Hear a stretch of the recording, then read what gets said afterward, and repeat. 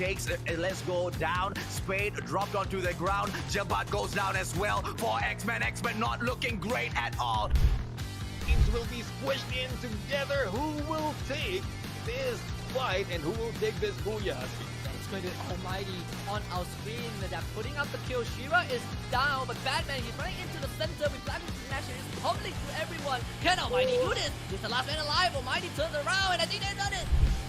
But he does not get the hits onto Batman, and Batman can't even pull those flanks off. Beautiful nade placement coming through from Jembal, but Shira gets taken down, eliminated immediately.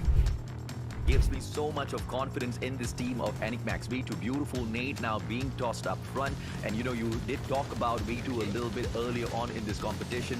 What crazy placement. Manchai might be able to go in for the knock on a couple of players, but if he wants to take advantage, he needs to get the delete as well. Players from the side of Enigmax now coming in for the snuff. V2 with those questions, and Manchai needs to get away, but with the shotgun is able to bring in so much of challenge. But let's go gets another snipe, and Goku, he has to spend so much time. This when they fly through, this might just be it. This might just be the back that ends it all for X-Men Expert.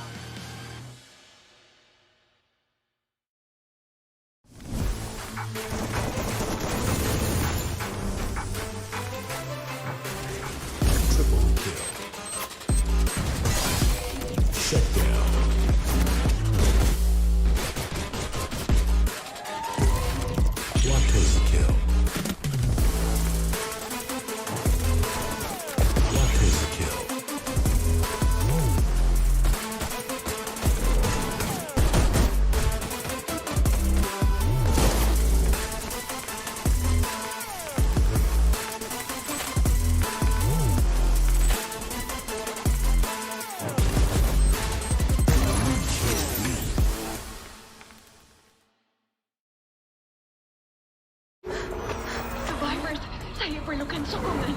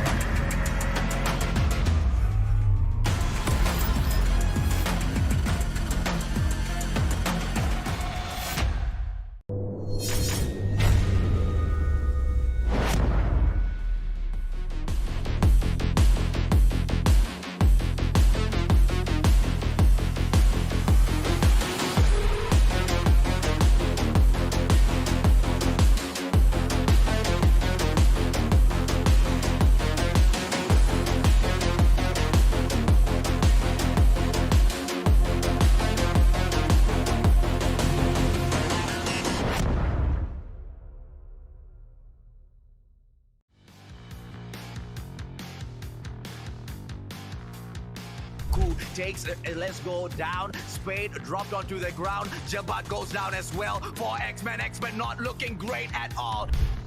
Teams will be squished in together. Who will take this fight and who will take this booyah? It's going to be Almighty on our screen. They're putting up the kill. Shira is down, but Batman, he's running into the center with Black Smasher. He's tumbling through everyone. Can Almighty do this? He's the last man alive. Almighty turns around, and I think they've done it. But he does not get the hits onto Batman, and Batman can't even pull those flanks off. Beautiful nade placement coming through from Jembal, but Shira gets taken down, eliminated immediately. Gives me so much of confidence in this team of Enigmax. V2, beautiful nade now being tossed up front. And you know, you did talk about V2 a little bit earlier on in this competition. What crazy placement. Manchai might be able to go in for the knock on a couple of players, but if he wants to take advantage, he needs to get the delete as well. Players from the side of Enigmax now coming in for the snuff. V2 with those questions, and Manchai needs to get away, but with the shotgun is able to bring in so much of challenge. But let's go gets another snipe, and Goku, he has to spend so much time. This when they fly through, this might just be it. This might just be the back that ends it all for X-Men Expert.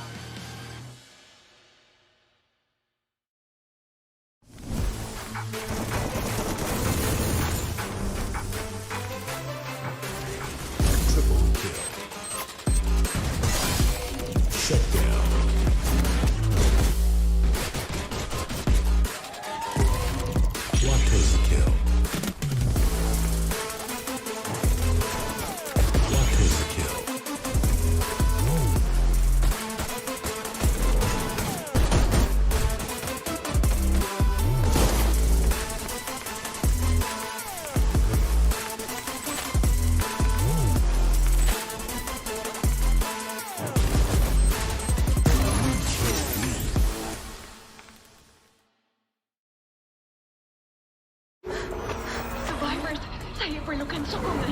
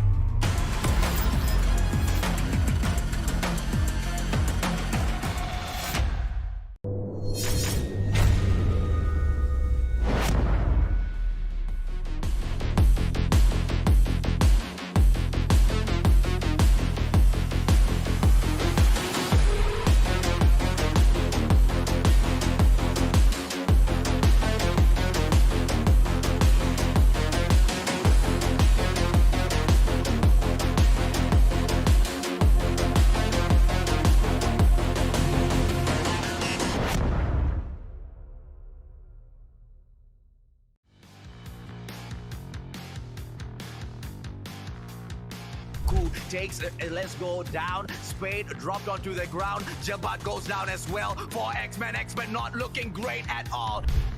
Teams will be squished in together. Who will take this fight and who will take this booyah? It's going to be Almighty on our screen. They're putting up the kill. Shira is down, but Batman, he's running into the center with Black Smash. It's public to everyone. Can Almighty do this? He's the last man alive. Almighty turns around, and I think they've done it. But he does not get the hits onto Batman, and Batman can't even pull those flanks off. Beautiful nade placement coming through from Jembal, but Shira gets taken down, eliminated immediately. Gives me so much of confidence in this team of Enigmax. V2, beautiful nade now being tossed up front. And you know, you did talk about V2 a little bit earlier on in this competition. What crazy plays, man. Manchai might be able to go in for the knock on a couple of players, but if he wants to take advantage, he needs to get the delete as well. Players from the side of Enigmax now coming in for the snuff. V2 with those questions, and Manchai needs to get away, but with the shotgun, is able to bring in so much of challenge. But let's go gets another snipe, and Goku, he has to spend so much time. This grenade flying through. This might just be it. This might just be the bang that ends it all for X-Men Expert.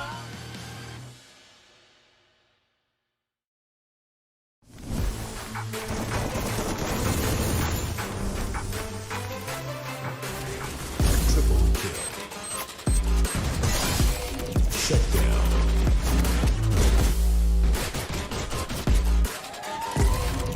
Quadruple kill. Quadruple kill.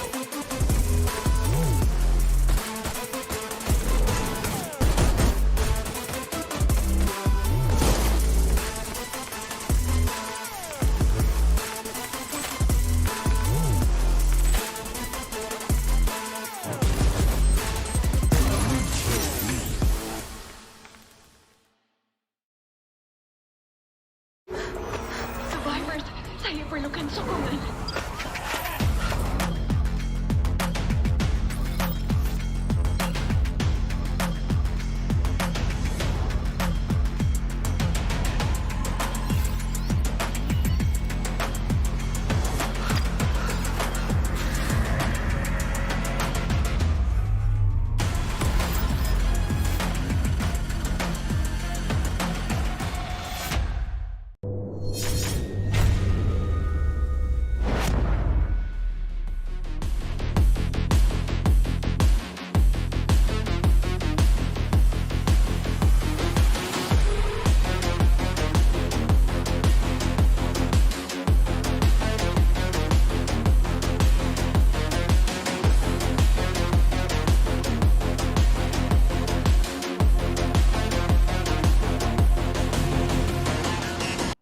Hello and welcome to Day 6 of the Free Fire MCP Major Season 2. My name is Holler and with me is the amazing Daily. How are you doing today on this fine Sunday afternoon? Oh, it's Sunday and it's supposed to be really, really calming, right? It's your day off for whatever you're doing from school, from work. But I feel like today is probably the most stressful day for me because this marks the halfway mark for the MCP Majors, right? Mhm. So it's the last day for the teams to play in their current brackets, or at least their current groups. And then after this, I believe they're going to be shuffled into brand new groups. And then all of a sudden, we're back to square one. You really don't know how your groups are going to end up being.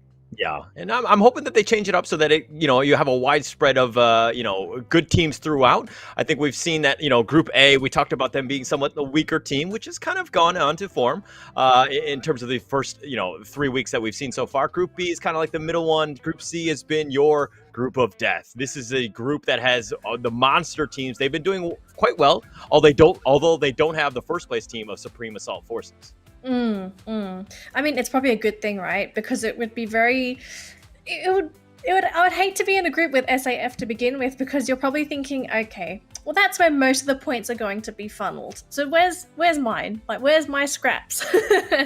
Because that's essentially what's happening in the SAF group. And I actually had a thought today when I was getting ready for the broadcast. I was thinking, I wonder what poor teams are going to be paired up with SAF for the next half of the MCP majors, right? Because if you have that team in every single one of your matches, you have to feel a little bit demotivated. Mm-hmm. Well, I mean, while that is definitely very true, Supreme Assault Forces yesterday had somewhat of a mediocre day, an off day for them, although it's still quite high. I mean, they scored 43 points. They did very well. But the other teams that really kind of just picked up the slack, they made sure that, hey, if Supreme Assault Forces isn't going to get all the kills, we will take them all. Metrics got 56 points. That was the monster day for them. They even got 2 booyahs with that. So just very well played by Metrics going into this one. Now, just a reminder for everyone tuning into the broadcast that there are 2 stages to the MCP majors. We are currently in the league stage, and this is the money that all the teams are currently playing for. Now, it's not just the money. This is, I guess, a little bonus for the teams because they didn't manage to make it this far. Now, if you make it to the top 12, you'll be moving on to the next stage, which is considered the final stage, the playoffs, the grand finals, whatever you want to call it, the last hurrah for even more money. But this is what the players are currently working for at the moment. SDF, I think at this point we can say that they've secured themselves this $2,000 in first place, because I doubt anyone is going to be able to catch them. Yeah, they have a 76-point lead. I think that they're very much in the driver's seat here. They're just very comfortable. They should be fine moving in. It's just, I mean, mind you, we have 7 more play days to go, including today. So we have a lot more time. But I mean, considering the fact that they're still averaging about 40 points at least a day. Total, actually, the actual average points for them was about 60 points a day. Yesterday was a really off day for them. So it's kind of throwing me off. And of course, their averages as well. But Supreme Assault Forces, it's going to be kind of hard to just deal with. But as you said before, the top 12 move into the grand finals. This is the big dance. This is the final stage where you have the slate is clean. Everybody starts from scratch. Supreme Assault Forces, it doesn't matter about your lead at this point. Everyone is fair game. And if you can score in the top 3, I mean, I'm looking at number 1 of 15,000 USD, you're getting yourself some big dineros for all of the free fire action for you. It makes me wonder what the players would actually want to spend that money on, if they may be saving up for something. I know for some of these players, I think they're probably looking at a new phone, because at the end of the day, your phone is kind of important. You want to get as many frames as possible. You don't want to be dropping frames at all. So I kind of want to see what phones that everyone's going to be grabbing. So everybody's going to grab a new phone. I mean, but if you got first place, first, second, third, I don't think you need a new phone at that point, right? I think that you've got something that's capable and definitely, can play to the highest level. So I don't know about phone for me, but maybe in the future in all of that. But the point system for all of this, first place is going to be your elusive Booyah. That's going to get you 12 points. Second place is going to be 9 points. A little bit of a drop off there, and 8, 7, 6, and so on. If you're eliminated 11th or 12th, you're going home with that, the ugly donut. I know, Danny, I know you hate that, but they do get 0 points for that. So that's a little unfortunate for them. You do not want to get eliminated early. But aside from that, you also get a single point for every single kill that you get. So you need to make sure that you kill everybody while placing and making sure that you're surviving and being hopefully for that first place for the Booyah. Yeah, we actually saw that come into play for one of the teams yesterday. I forgot who it was, but they got 7 kills before they went out. They ended up being bottom 2, but when it came to the points overall, they actually finished in the middle of the pack. So it just goes to show that, yes, maybe if you're one of the first 2 teams to go out, it's gonna suck, but if you get those kills in, then you're making up for the fact that you've ended up as bottom 2 in terms of placements.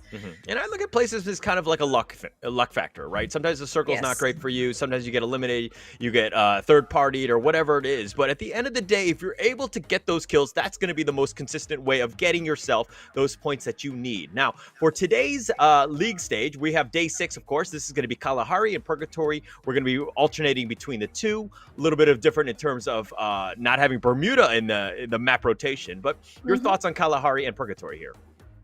I mean, I'm always a big fan of Kalahari. It brings out a completely different style of Free Fire because I feel that Purgatory and Bermuda, they're so similar. They're so similar in terms of structure, they're so similar in terms of the map layout, whereas Kalahari, it's very unforgiving. There's a lot of vertical surfaces that the teams can use, and so the circle can be really volatile on Kalahari. I feel like you can get some really crazy circles where a team that is in such unfavorable position is all of a sudden actually in the best possible position. So I love Kalahari. The only thing is it is a little bit slow to get into. So I don't want to say it, but it's a little bit boring at the beginning when the teams play very passively because looting seems to be the way to go if you start on Kalahari. You don't want to go into that early aggression. Too many teams have been punished that way in the past. Yeah, it's definitely a slower game. I mean, I think there was one time, I think there was like the first team that was eliminated in like, 10 minutes into the match, which is an eternity. But if we're looking at the group stages here, Group A, B, and C, 6 teams for all of them. We've talked about, Group A being weaker, B is kind of the middle ground, C is the top. And I mean, Group C yesterday, they had an average score. Like the worst team in Group C was Woos. They had 32 points, bringing down that average. But nonetheless, every single team in this Group C of Death was averaging about 40 points. A little bit of perspective, Group A, their averages were about 25 points a team. So just completely different in terms of play style.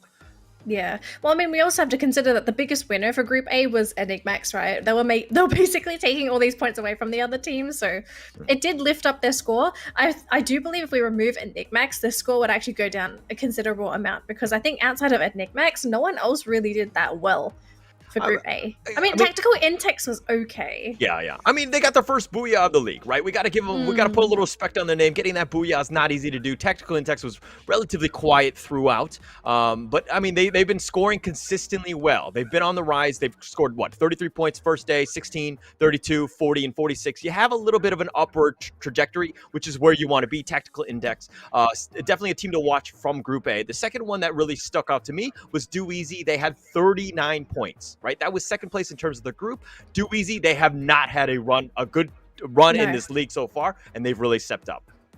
Yeah, but they're going to have to keep stepping up now, right? Because I feel that Do Easy, they're still in such a dangerous position on the leaderboard. I don't believe they're in top 12.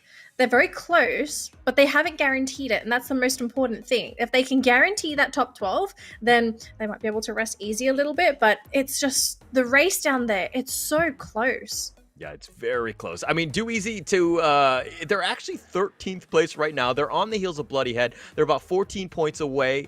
So, if we're looking at the overall standings here, I mean, Supreme Assault Forces, AKO Legend, PXG, Radicals, Blacklist, and 4X Men, like we expect these guys at the top. They all have more than 200 points, although Supreme Assault Forces in a completely different tier, right? But aside from that, if you're looking at some of the quieter teams, right? Woos has been there, Freedom Rumble, Metrics, which had a monster game yesterday, but don't disregard Tactical Index, Umbrella Reborn. These are teams that I see on the upward trend. I think we'll see more of these guys to come in the league. Yeah, we'll have to see what happens from now on, but I'm really looking forward to today's matchup. I mean, it's Kalahari first. I'm a sucker for Kalahari. I'm very sorry. But I want to see. It is very fun to watch, but I'm really interested in seeing whether Group A is able to keep up that momentum from yesterday into today's match, right? Because something that happened yesterday that took a lot of us on the panel off guard was the fact that SAF were obliterated during the mid game. They never managed to make it into the late game, and they ended up just having very average finishes in the group.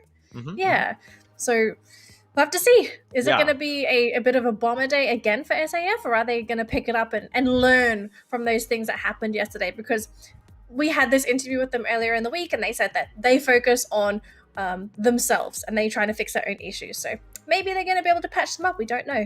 Okay, well, maybe they're looking a little too deep internally because right now, I mean, yesterday they had their worst showing of the league. But mind you, it's still 43 points, which is much higher than a lot of other teams have even gotten to throughout the entire league. So they've done really well for that. But in the sense of, hey, yesterday was an off day. I expect to see Supreme Assault Forces actually pick it up to do a little bit better. They didn't even get a booyah yesterday, which is completely unheard of in this league so far. So again, just SAF. I mean, we're going to hear these guys. I don't think they're going away. Day 6 is still going to be in play for them. Yep. And to all of our viewers at home, if you don't know who to be cheering for, here are some teams that you should keep your eyes on. Now, of course, Supreme Assault Forces, I'm very sure there are a lot of fans in the chat right now. No surprise, these guys are insane when they're playing at the top of their game. AKO Legends, super fun team to watch. Highly recommend them if you're looking for a team to be cheering for. And PXG Radicals, I still consider these guys a dark horse. I know they've been performing, but these guys, they're so good. They came out of nowhere. Yeah, this is a team to watch. PXG, they're not going anywhere. I think that they've been consistent, throughout the entire league, right? And I think that's, it says a lot about a team and just how good they are. If you can be consistent, make sure you get those kills and those plays and points. PXG is not a name this is a team that we will definitely see in the top 12 in that grand finals. Oh, easily. I mean, if they somehow drop to 13th, I'd be very shocked. Yeah, I don't think that's going to happen. They'll definitely be there. I'm really looking forward to the final day because, as you said, right, it's a complete reset for the teams. It doesn't matter how many points you manage to accrue during the league stage. In the finals, it's basically you do or die, right? So I'm wondering how these teams are going to adjust their playstyles when it comes to that final league stage. Like, how many of these teams have been keeping strats, or how many of these teams have been analyzing certain teams? Like, what are the chances of, for example, AKO maybe studying SAF's flight path, and then on the grand final day they're going to try and chase SAF to try and knock them out early? The potential is there. Yeah. So what are these teams going to pull out? We don't know. We've got another 3 weeks to go until the final stage, but I'm so excited. It's so far away. And there's a lot you can get even from playstyle, right? You tend to find the teams are going to drop in the same areas, right? They might change it up here and there a little bit, but at least you have a little bit of intel in terms of where people are going. So that's definitely something, just if you check the replays, you're going to get a lot of insights in terms of where these teams are going and just kind of how they play out. And I would love to see 3 teams just jump on them and then just try to take out SAF early.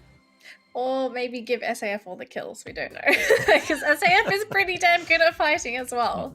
Now, just a reminder to all of our viewers at home as well, we do have some lovely goodies that we're going to be giving away throughout the day. We're going to be giving away the Great Plunder Groza box, 2 of them for each person. We're going to be revealing the code later on today, so make sure you stay tuned, because once that's revealed, make sure to claim it, because the code will expire at the end of the day. So if you don't get it today, too bad. We are generous, but also very strict. Free stuff. Make sure you take it. Are you going to claim it too, Hola? Of course. And I'm actually going to take a screenshot because I'm a nice guy, and I'm going to share it to all my squad mates, make sure that they can get in on the loot as well, because it's not, first come, first serve. Everybody gets one, so I'm just happy to pass it around, make sure that everybody gets access to it in that limited time that it is available. But okay, it looks like we're going to have Group A versus Group B going at it to start things off. Kalahari, you love this one as well. Yes. So which are the teams that we should be looking out for going into this one? Man, I'm going to say Metrics. They were on fire yesterday, especially in the A versus B matchup. So I'm going to put my money again. Metrics, take it home for me. Okay. All right. I'm going to ride with the Group A teams. I think Tactical Intex, I liked what I saw yesterday. I expect to see more of that consistency. I want to see them moving forward. A Tactical Intex is a team for me because I don't want to go with the easy hype train of SAF, PXG, or AKO. I'm going to go with one of those lesser teams because I love the underdog story and I want to see these other teams really shine here. Fair enough. I mean, it is really nice to cheer for an underdog, right? It's if things go bad, it's like, it's okay. We've got next time. The expectations are not too high, but then once they're doing it, it's like, oh god, yes, oh my gosh. Sometimes I swear I'm a bit too loud when I watch these matches because I'll wake the baby from all the noise that I'm making. Oh, it's hilarious.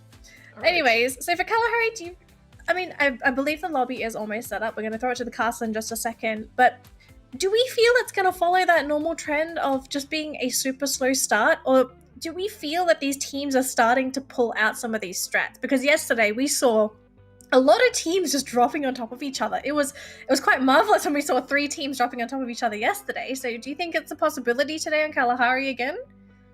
Yeah, so I mean, for me, when you're going in, I think it's the first game, right? We talked about the fact that you need to warm up, you need to ensure that you're kind of, you know what I mean, just getting into the groove of playing Free Fire again, right? So for me, I play slow. I will do that almost the first drop, make sure that, you know, I'm not going into those heavy drop areas, just kind of make sure that I just survive. I want to survive just to see how the other teams are really playing it today. But again, we'll see. Maybe the other teams are like, you know, screw it. I'm just going to go all out aggressive. I want to just get as many kills as possible. Well, we're going to have to find out and see. But for me, I play very passively. I play possum. You play possum.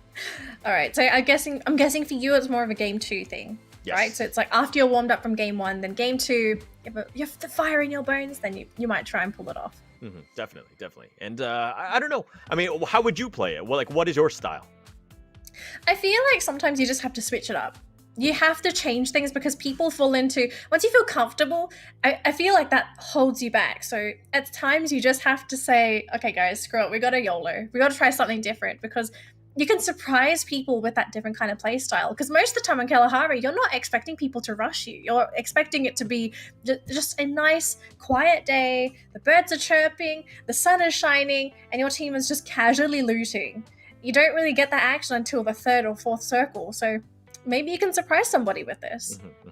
And I think that goes to the fireworks in terms of the late game, right? When you're able to loot, make sure you get all those utility. And we've seen more and more grenades just being used. The grenade launchers are very important. Throwing it off trees is definitely something that we've seen is the new meta, apparently. So they need to be very careful. But it looks like the first match is going to be ready. We're going to go into Group A versus Group B. It's going to be Kalahari, AJ, and Husky. Take it away. Thank you very much to our host, Holo and Denali, once more. Yes, beautiful Sunday. And I would say yesterday was a very great day. Today looks to be better. I have been spending a lot of time watching videos on how people make candy, how people make chocolate rice cakes. And I'm looking forward to the game as well. So a lot of things on my mind. But how are you feeling, AJ? Interesting watch list that you have there, Husky. I probably might check it out as well. I mean, I love watching cooking shows, right? But I've tried to stay away from it because, you know, I just can't stop eating, man. Here's the thing. I am super excited, but nervous as well. Now, I've been super critical of Fastkill MY only because I know exactly what they're capable of, but we don't seem to be seeing the consistency from them. Yesterday, surprisingly, Husky, they bagged 2 booyahs for themselves, and I am excited to see them continue that role on today as well.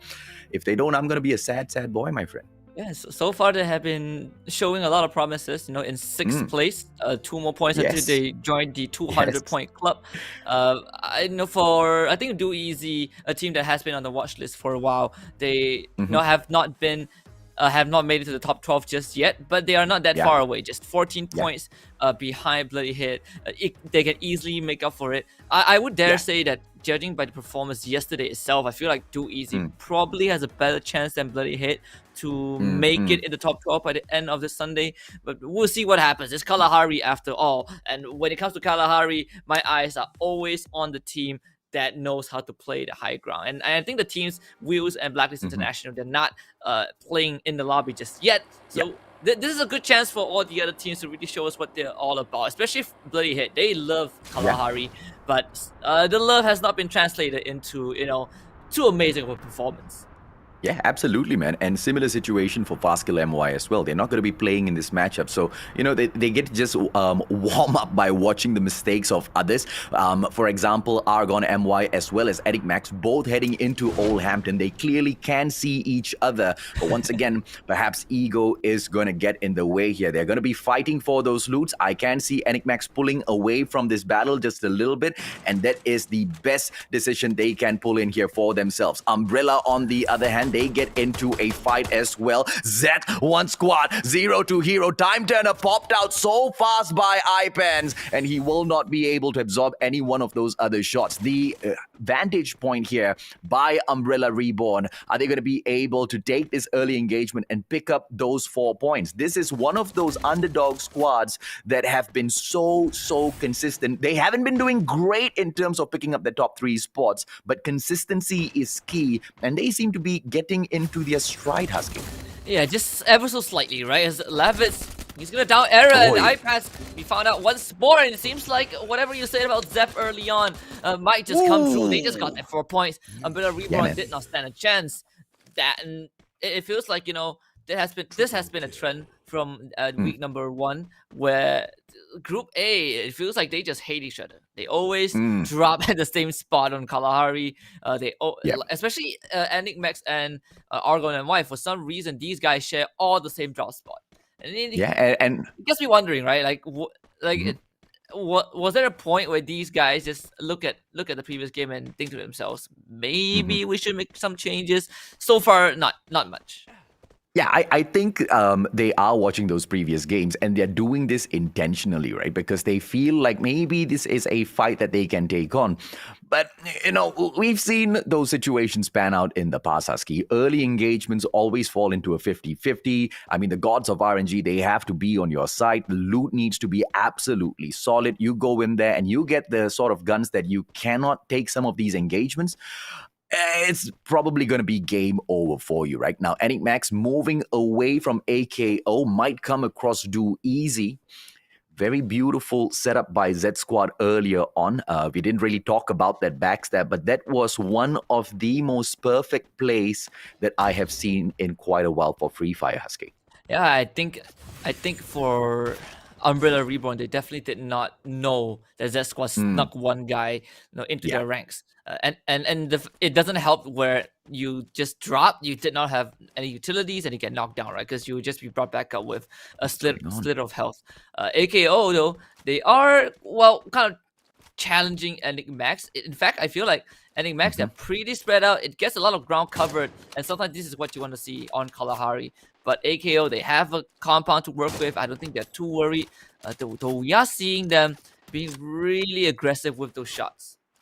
Yeah, absolutely, man. And you won't know exactly which team you are, taking these shots against until either you knock one of them or one of your players gets knocked. A similar situation breaking down for ITX. They know Argon MY is the sort of team that they should be able to take on and potentially snuff out as well. Hopefully Enigmax sees a situation, gets that information early on, and understands that AKO is not to be trifled with, and they back away, man. They cannot take these risky early engagements.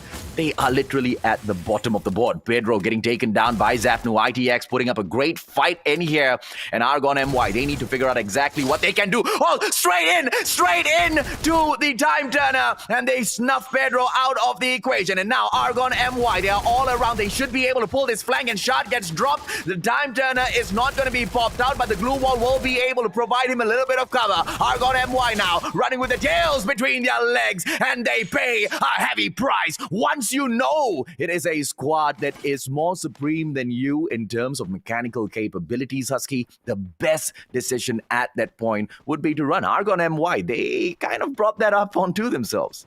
Yeah, just again, this tactical index, the team that has been stepping up a bit more than Argon MY, showing once more why they are the stronger team in that sense. We saw Argon MY had a decent showing, I think, in week 2, and I believe that was day 3. Well, Argon MY, they actually didn't do too bad.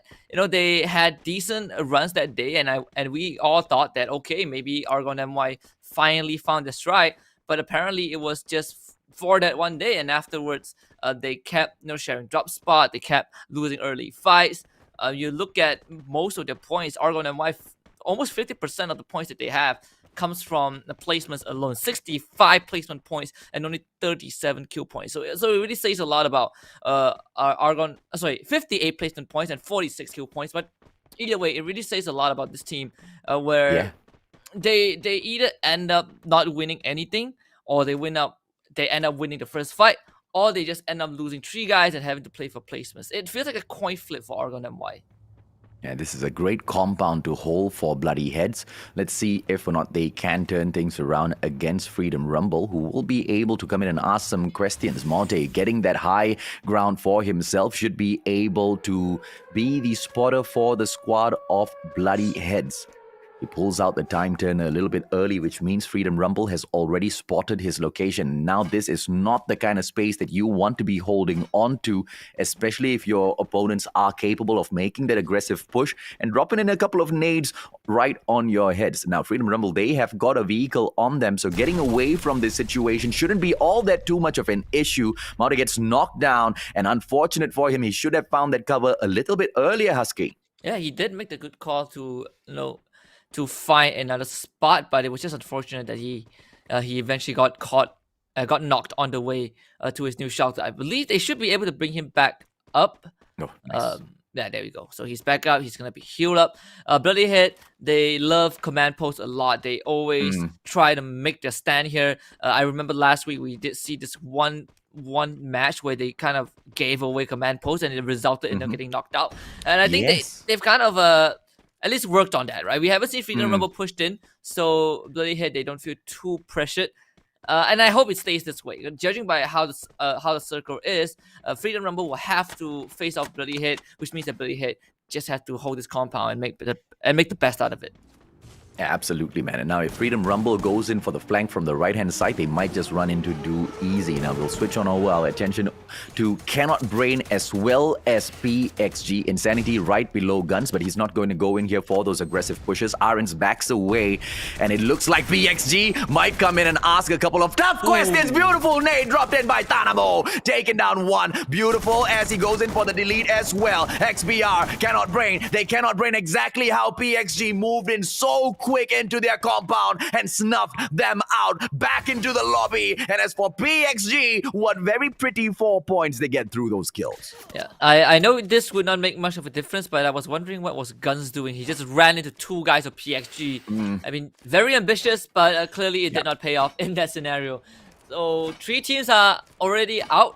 But this, like you say, Do Easy, they are nearby, and it seems like they're taking out this AKO legend, and that is what Bloody Head want. Not being involved in these fights. Bloody Head, they're just gonna move farther and farther away and let AKO legends and Do Easy take themselves out. Dayco is gonna be bombed by AKO legends, but by Do Easy, excuse me. But yeah, Do Easy, they are not really pushing the issue just yet. In fact, AKO legend, they are trying to put themselves in on the perimeter of this compound, but Do Easy so far feeling pretty safe, and AKO, they will have some time to kind of regroup themselves. I love exactly what Bloody Heads did. They were like, it's getting a little crowded in here. We need to maintain social distancing. They bounce out of there instantaneously. Now, AKO taking, I wouldn't say one of the toughest fights of their life.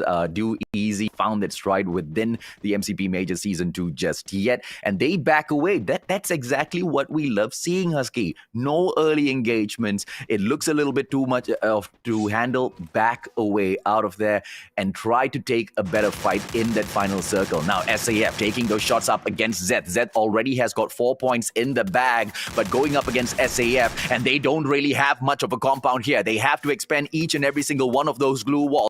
McRory taking those shots, pops his time turner as well. Beautiful nade down. Monarch gets caught off guard, and that bounce off of the tree was absolute perfection from McRory. And SAF continuing to go in here for the push. Zeth, I don't know what they can bring on, but they've dropped. Let's go. Oh, goodness me. And they delete. Let's go as well. Zeth, they bring the fight, Husky. Yeah, but Type 64 is gonna get knocked by SAF. It feels like at the end of the day, despite losing Let's Go, SAF should have a better chance. Everyone is racing against that blue zone, and SAF, they're taking full advantage of it. Only one member left for Zep Squad, who is still alive and kicking, and that is just not enough. He might survive, but the rest of his team, they're all dead. SAF will get at least 3 points by the end of this. And that one casualty is a small price to pay for what they got in return. But again, I mean, this is the second time we see the deflection of a grenade off a tree trunk.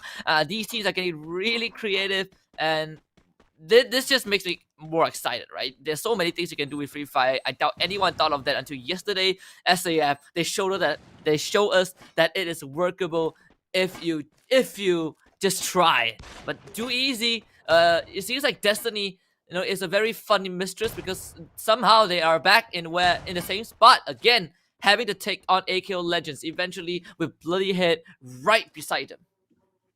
Now, Bloody Heads, the compound that they hold on to pretty much in the open. The guys need to make sure that they don't get caught off guard. A beautiful situation that can unfold for Bloody Heads is if AKO sniffs out Do Easy and instead turns their attention over to them to pick those kill points up. Now, Do Easy can potentially do something similar as well. As Auto Knockout focuses on Bloody Heads later on, maybe they can go in for that backstab and take them out. But based on that mini-map there, ladies, Jabba boys and girls, as you can see, two players from the side of Auto Knockout might be pulling a flank off here. We will be catching up with them in a little bit. Let's take a quick look at Enigmax, the team that moved away from Auto Knockout earlier on in that match. I'm so glad they chose to do that, Husky, because look at them, man, alive and kicking still in here. They should be able to potentially get to that final zone now. SAF, they don't look as strong. One man down. PXG now. Freedom Rumble. One guy just flew right into their crowd. They might get snuffed out a little bit too quick here as they try to pull him back. Drags get knocked down. Insanity should be able to go in for the delete as well. And the rest of the Freedom Rumble players will not be looking to step up because there's just no saving Drags anymore. Freedom Rumble, what's their call? Apam on the ground as well. Oh, Do Easy off the screen. After getting taken down. Bloody Heads goes in. Absolutely annihilates Do Easy. Wow, Raymia with a double nade as well. Just great accuracy from PXG Radicals. And so far, it seems like the teams that we want to step up has been stepping up. But, eventually you have to fight against the Kings and Bloody Head. They now have SAF on their radar. And SAF, they have control of the circle. So Bloody Head will have to run towards them as Rasto from AKO Legends will finish off the remnants of Zep's squad down to the last 7 teams. SAF, they did lose Let's Go early on to Zeth, but we know how strong SAF are. They can lose one guy, but they are still strong as ever as Tactical Intax. They're gonna run into Enigmax. Soldier is already out. That's gonna give Tactical Intax an extra kill. Yeah, this is what I love about Auto Knockout, man. They know exactly how to get into the next zone. The plotting of their path is almost always perfect. Main reason as to why they are in the top 3, right? They sit down at that second position so far, ladies, German boys and girls, but they are 76 points behind those that lead the board. SAF, and now Enigmax getting taken down one by one. Slumber! And it is ITX that snuffs them out. And now Bloody Heads getting rushed through. It's going to be Auto Knockout. Maute gets knocked down onto the ground. And now ZJ joins him as well. Mark and Morgana, can they come in here for that backup? He does have the shotgun in hand, goes in for the flush, but Morgana gets taken down as well, leaving just Mark all alone in here. Is it going to be a lonely push for this guy as he manages to get a delete on a player as well? Auto Knockout. I don't know how they managed to pull that off, but now ITX should be able to finish the Bloody Heads off. Oh, and it's going to be SAF against PXG.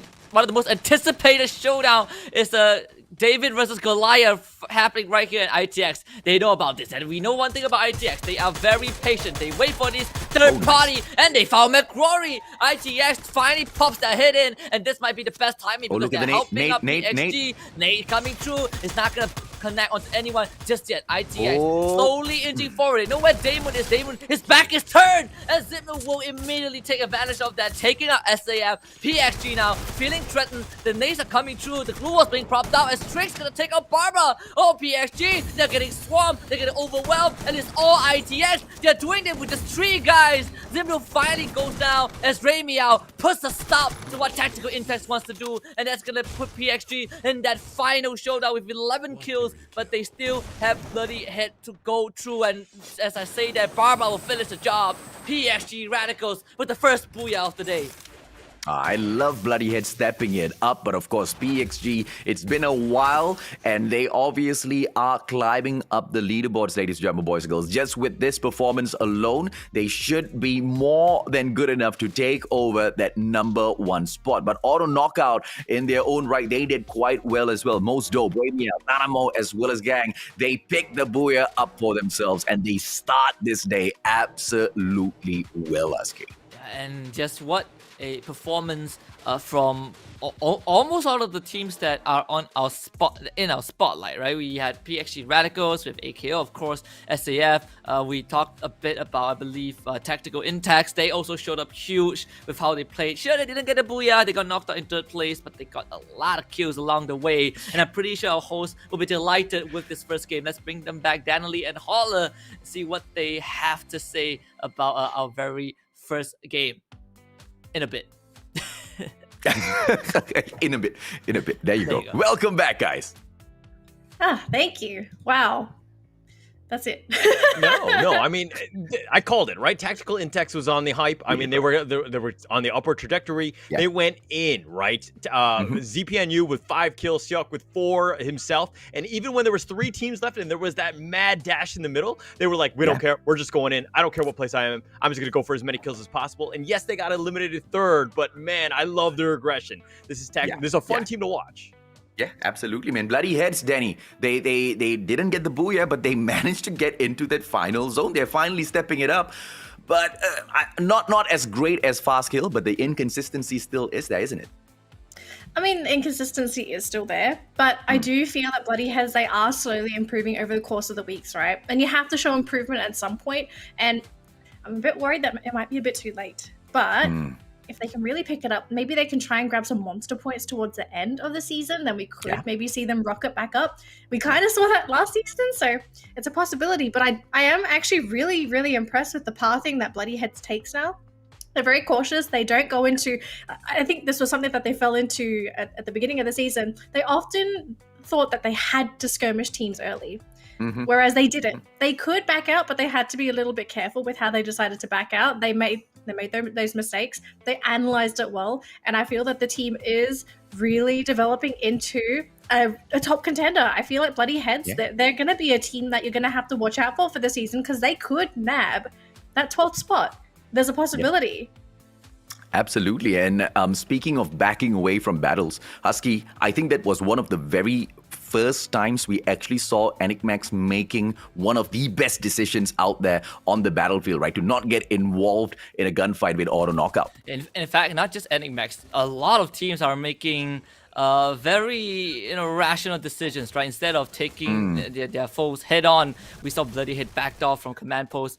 We saw, I think, Do Easy, avoiding AKO Legends. Of course, Enigmax doing the same.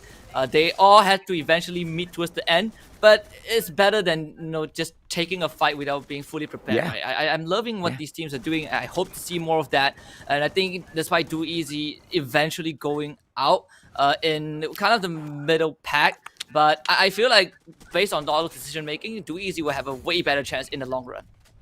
Yeah, absolutely, man. The nades, Holler, the nades have just caught on and they are just popping off left, right, center, man. Look at that. As I say that, there's a delete coming through as well. For the teams that are not using those nades, though, do you think they will still be able to continue the run? Because whoever who does pick up those Kobe plays seem to be getting a lot of the momentum shifted through their side immediately, Holler. You're right, absolutely right. McCrory, from SAF, he threw an awesome one. He had a Kobe one right off the tree, and he's bouncing it off and totally next leveling that one. 200 IQ, if you will. PXG Radicals, you saw Ramiel just kind of throwing it in, but it looks like the top teams are realizing that, hey, we can't barrel down these glue walls. I'm going to just toss it over you and just make sure that I just kill everybody. No place is safe from us. We're going to get you. And every team really needs to just pick up their grenade throwing abilities. That's true. Now, taking a look at our standings for our first match of the day, PXG Radical is going to be sitting on a whopping 24-point finish, 12 kills, 12 placement points. I think this is just a perfect way to start the day for PXG Radicals. If anything, I'm hoping this might be the climb to potentially steal away their first place from Supreme Assault Forces. I mean, the journey is still long, but if PXG, if they keep playing like this and SAF, they don't get too many booyahs in the process, I think it is possible that we could be looking at a new leader on the leaderboard. It definitely feels so. I think for at least SAF, well, not the best start, only 11 points, but for PXG Radicals and ITX, these two are looking great. I think Tactical Intax have been not just showing us that they are good in 1 or 2 rounds, but they're showing us that they are good for a week or two. And so far, the upward trajectory is still there for ITX. I think Holler made a really good judgment based off of their previous performance. They are now in 8th place. So you look at the history of Tactical Intex. The journey has been consistently upwards. We haven't seen Tactical Intex kind of take a dip in the standings just yet. Obviously, it's not going to get any easier. You have teams like Wills, Fastkill, M1, and Forestman Expert. But in terms of climbing the hierarchy, I think Tactical Intex is going to be that next contender. And it seems like Supreme Assault Forces, they just had such a monster, first 4 days of this league that their numbers are so high that it's very hard to keep that pace going, right? And so, I mean, they were averaging about 60 points a day. At this point, I mean, with the 11 points they got, they're probably going to average about 40 or so, considering there's 4 matches to play. So it seems like, there's a little bit of a drop-off, but let's be honest here. Like, 40 points is still above the curve, right? This is a team that, and that pace was almost, you can't keep that going. That's just impossible. Other teams are going to pick up on that. And SAF has kind of dropped because of that. So we're thinking, oh, why are they doing so poorly or whatever? They're like, no. SAF are still doing well. Let's not get carried away here. It just happens to be that they can't hit that ultra peak that they were at. And that's going to be a problem for the grand finals. I mean, as SAF started off strong and seems to be trailing a little bit off, the other teams, man, for example, like Tactical Intex, Metrics, they are stepping it up week after week and making it into the grand finals. A team like SAF, they've got a lot to worry about, Danny. They do. And actually, during the interview as well that we had for them during the tea time, make sure you watch that because we do get some insights from the players. SAF actually feel that Kalahari is their weakest map. So maybe this case, it was just a case of the map being Kalahari, the team not being very confident on the map. But who knows? Maybe it was just a case of bad luck, bad positioning, the team's gunning down for them. It's Purgatory, so we could still see the potential for SAF to just go on a normal day of SAF, Booyah, kills, the whole lot. Just sweep them, just sweep the whole competition away. All right, so it looks like match 2 is going to be ready. The players have loaded in. Husky, AJ, take it away for match 2. Thank you very much, guys. Ladies and gentlemen, boys and girls, this time the flight path cutting through Crossroads all the way down towards Forge, leaning a little bit towards the side of Moat House and Fire Brigade Central. Those are the locations that are going to be a little bit inaccessible from the startup itself. Do easy. They found a great spot for themselves, but I don't know how amazing it's going to be a little bit later on. Enigmax, once again, like you pointed out, Husky, they love sticking by on a knockout. It's either that or Argon MY. For some reason, I feel like Enigmax, Enigmax is like that, that relative, like that cousin, right? Like they just would not leave you alone. Like you hate the person. One? Yeah, the annoying one. Like you like sometimes you just want a peace of mind. You just want to do your own thing, and he just comes at you. Z Squad running into bloody hit this time. The first game they ran into Umbrella Reborn, they won that, but Bloody Hit is gonna prove to be a different contender. Wow. As I say, Umbrella Reborn, they actually took out Cannot Brain alongside SAF. So Cannot Brain, they are in a horrible spot. In fact, they are playing this 2-2 split, and I guess it didn't really pan out the way they wanted it to be. Now, Cannot Brain only left with 2 guys. SAF gets 1 point, Umbrella Reborn gets another, and Error might have just made one himself because you don't really want to challenge SAF like that. So they are going to make the calls back off, settle for that first split. Oh, beautiful shots coming through from McRory. I mean, they're so far away, but SAF, they should be able to pull a pinch takedown here onto these players. Now, Umbrella Reborn, Error, Grizzly, as well as Zay, they need to find exactly how they can back away from this situation, right? I mean, taking those shots against Do Easy, early points picked up, but it's going to pretty much end up being nothing if they get taken down by SAF so early on. And they barely have loots on them to go in and take this fight head on. SAF, such easy kill points from the start of this lobby. They are quite annoyed with how the previous game went, I believe, Husky. And I do agree with the fact that, SAF saying that, wow! Okay, I was about Come on, bro. I was about to say, yeah, I agree that SAF's weakest mech is Kalahari, and well, I feel like that's definitely something that is very subtle. But I think the overall stats, if you look at the 3 maps combined, Kalahari is definitely not the playground for SAF. And I'm fine with that. Yeah. You know, there are 3 maps. If Yeah. you're strong in every map, then you're just way too strong, you know? So Yeah. you know, there has to be, I mean, you know, in terms of the balance of things, if you're weak on one map, it's fine. But SAF, they have 5 points to start off the day, and not the day, but the round. So what better way to kind of compensate for the loss on Kalahari with that opening?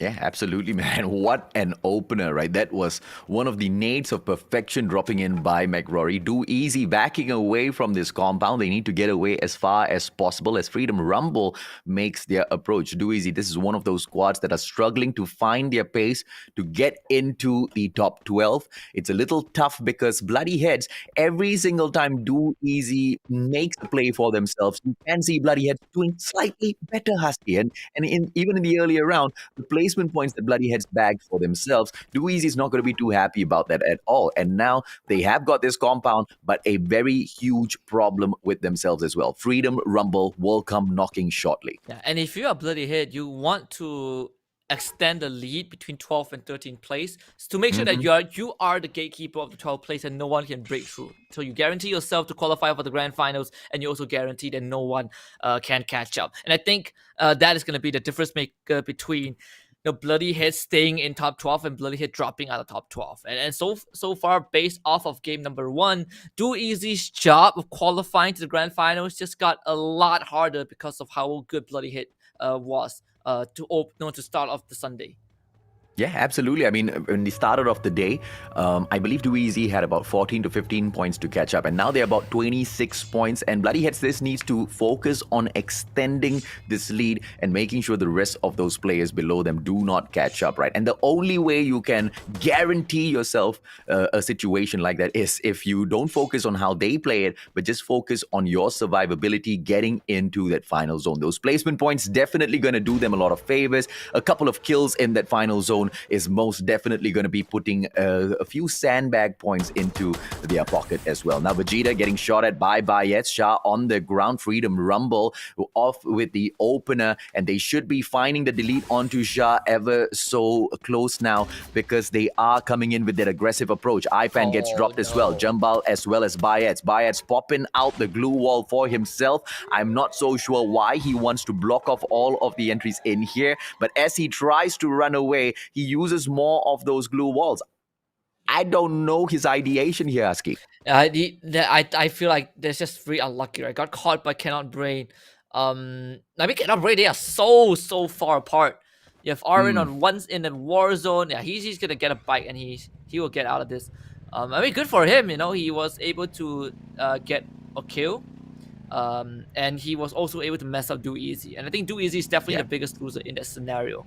I believe they did, got a nade knock on one of the members of Freedom Rumble, but it was not a confirmed kill. So for Freedom Rumble, yeah, they are fine with that. Apam gets brought back up. Do Easy completely stuck in this particular scenario. They did bring Shah, back to on his feet, but they did suffer a casualty nonetheless. You can see the nades here in the artillery of Apam. He should be able to go in here and ask a couple of questions, but Freedom Rumble playing it safe, wanting to see exactly what Do Easy pulls off first. And now Nate being cooked up, popped up straight up in here to ask questions of Apam, who backs away. Drax trying to pull the flank from afar. He should be able to catch the players of Do Easy off guard, but he needs to travel a little bit more. And if he starts now, I believe Do Easy won't even see that coming. Jumping over to Argon MY, 0 kills in here so far. Very, very beautiful vehicle as they continue moving in. I love the play. They find those vehicles for themselves and they try to find these great positions, but we've seen the weakness of this play in the past as well, Husky. When you're traveling through those open grounds, if your vehicle gets set onto fire, you're good as dead, my friend. And Pedro, he is about to run into a welcome party, so he knows the Zep squad is there, but I'm not sure if you want to stop here, buddy. It's Do Easy compound, and no, not there either. It's Freedom Rumble, and they're gonna reconnect with the rest of the team, and they are gonna end up in Andy Max's compound. So this is the 4th pit stop. Yeah, that's it. Yeah, okay, he's getting away with too much. Like Lord. Spark is gone. I mean, Argon and Y, at least they know who is which team is where, but yeah, you gotta make a bit of sacrifices along the way. Yeah, I'm sorry, man. You go in for a silly play like that, you deserve to get taken down, right? What do you expect to get out of that? It was just bad luck all around. In a map like this, you're not going to have a lot of space, and they don't find a compound to secure for themselves. I believe, I don't even know what they were hunting for. Were they even hunting for kills? Because it just didn't look like they wanted to take those aggressive fights. Bloody Heads now taking on SAF straight forward. ZJ needs to back away. Nate now popping in. Beautiful glue wall gets brought up, and ZJ will still survive for the time being. Double glue walls now. McRory coming in for the flush. Beautiful jump up. McRory might get caught off guard. ZJ goes back in for the shots, but from the back gets knocked down by Let's Go. What a beautiful flank being pulled off here by the players of SAF. McRory now on the ground. Can Morte punish SAF for taking this fight up against them? McRory, the MVP, gets taken out of the equation, and therefore Bloody Heads, they have already affected this lobby so much. We jump on over to Argon MY, who are taking on Enigmax. Slumber as well as V2 down on the ground. Pedro, the final guy, and he gets snuffed out. Argon MY. Let's see exactly what else they have in here. Enigmax, V2 as well as Lonesome topping their health right back up. And Freedom Rumble coming in to ask those questions. Beautiful nades dropped into this house should be more than enough to kick this battle off. Let's see exactly how Freedom Rumble approaches this situation, Aske. Yeah, and Enigmax, they don't have much time to recuperate, so they are forced to fight. Dooeasy, on the other hand, they have avoided Freedom Rumble, but they run into a bigger predator. It's going to be PXG Radicals. So coming into this compound. They also have Z Squad on the other side.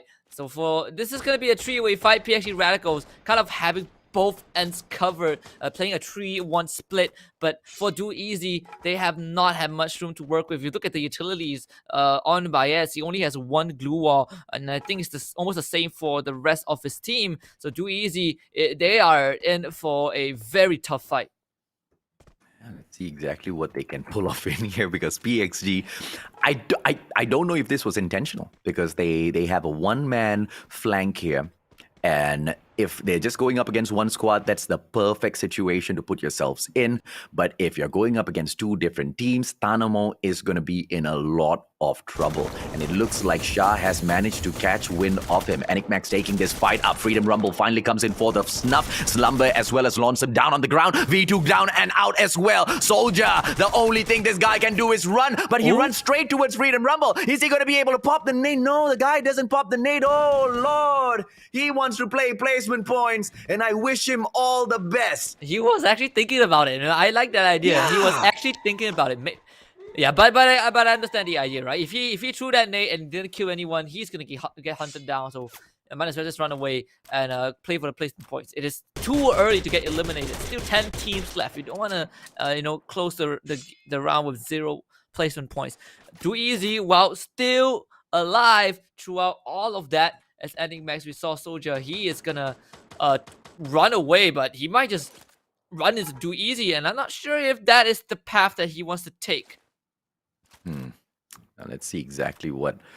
I'm still waiting to figure out exactly what play PXG is going to pull off here, because Tanamo, once again, is in a very sticky situation, pulled away too far. And now without Tanamo, if Auto Knockout comes in here to ask some questions of PXG, it's just going to be a numbers game that Auto Knockout will be able to win hands down, and then Tanamo is going to get caught off guard, right? So this is just a situation which PXG needs to figure out exactly how they can overcome. They can either take out Z Squad or Dooeasy. Either way, either fight they choose to go in for, they have to win it in order to, just reach Tanamo and pull him back into a 4-man squad.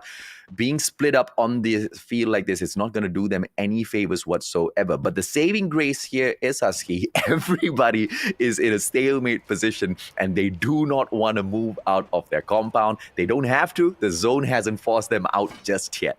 Yeah, and if you are, if you are any team other than SAF, I think you will feel pretty fine with things so far. I mean, SAF, they are only down to, I believe, one guy, thanks to Bloody Head, who played an amazing fight.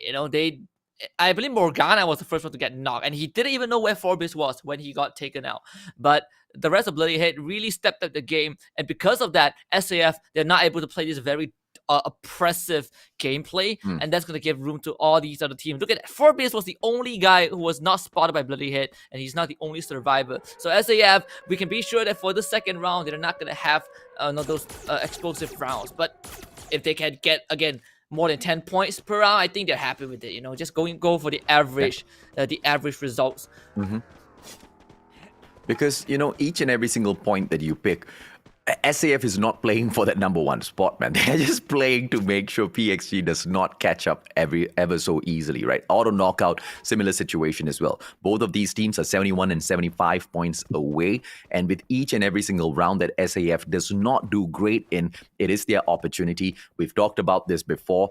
Every time you jump up one rank from, I believe, the 6th position onwards, you get an additional 200 US dollars, Husky. Nobody says no to an extra 200 USD. Yeah, nobody says no to extra money. Oi, nice angle. Oh, this one, Mark. Yeah, I think AQ Legends know where Bloody Hit is, but good for Bloody Hit, at least for now, before this next circle forms. So if the next circle forms on the low ground, Bloody Hit will have a very tough time, getting into that safe zone, because that is basically high ground. You can't jump down. You're gonna die instantly. So Bloody Hit, they need to start planning where they want to go when the next circle forms, because there's not too much time for them to do so.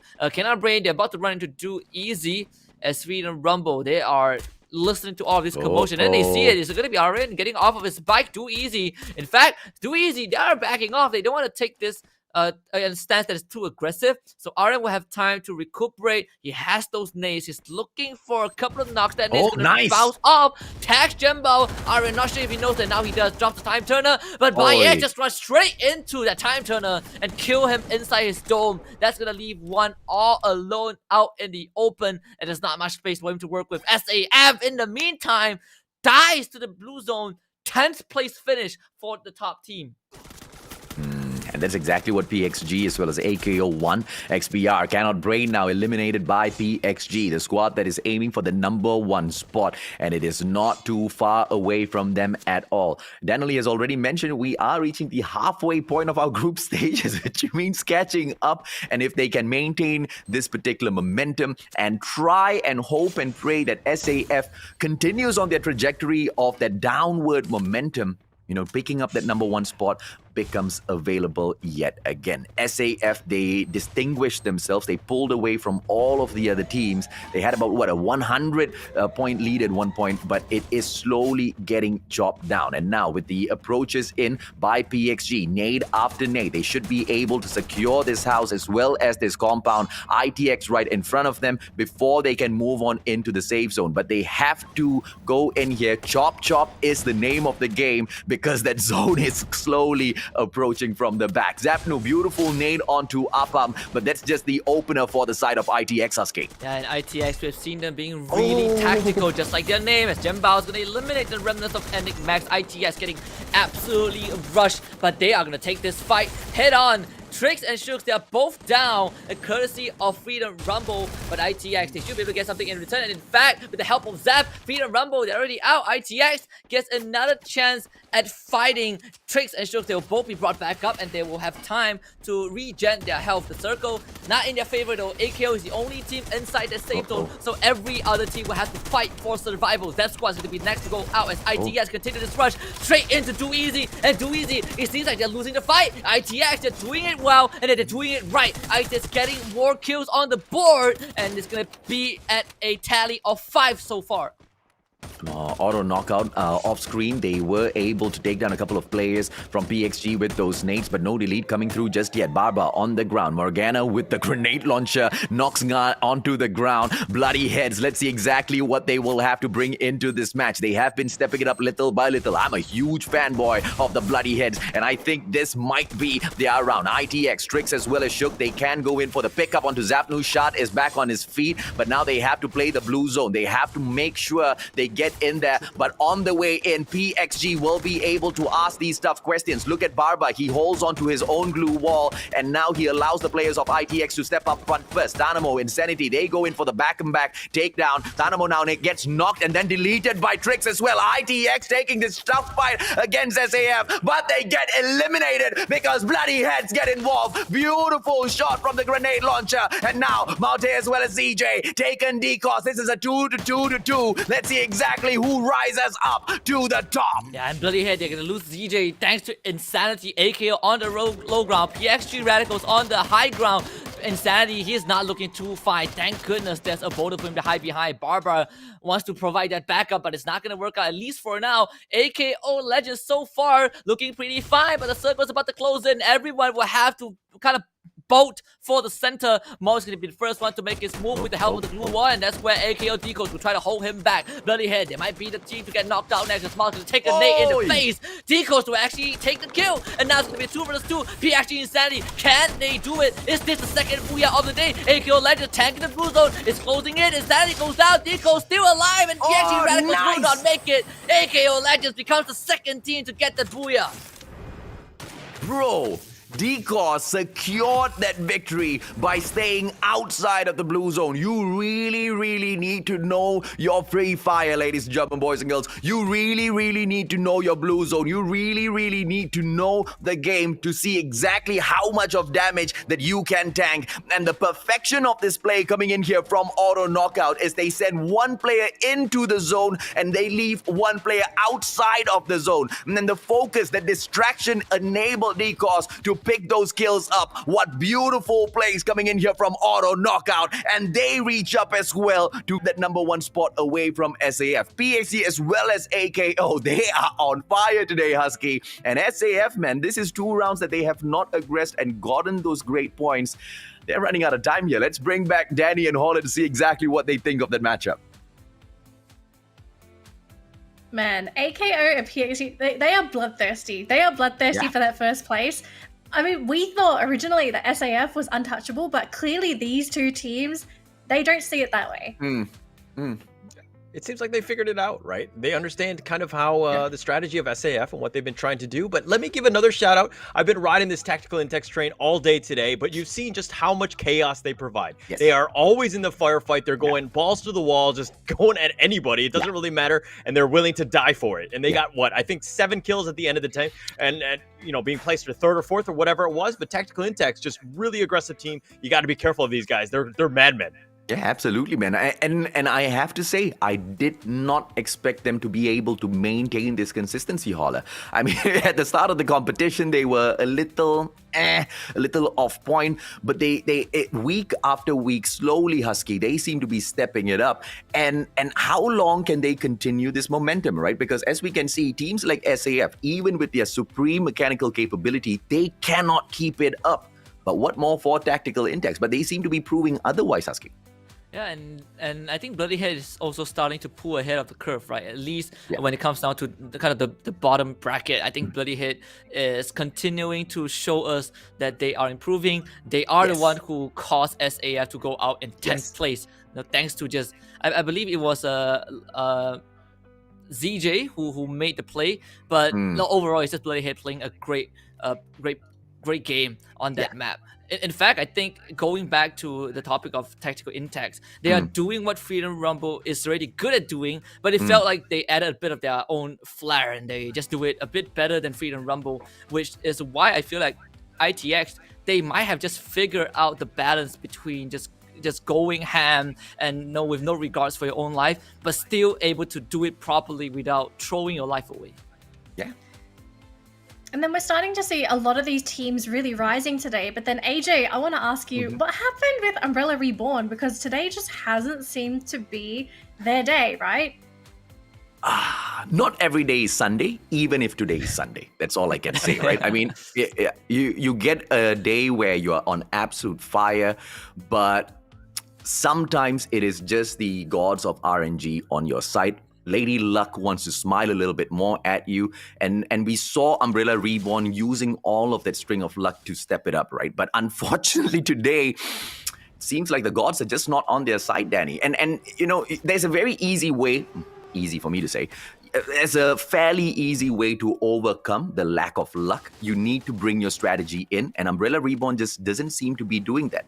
Yesterday when we saw them in action, it was more towards them just winning those gunfights, right? Not purely out of strategy. So maybe if they buffed that side up, we should be able to see them sneak into the top 12. But it's not going to be easy. I mean, look at what Bloody Heads is doing. They are on fire to extend their lead.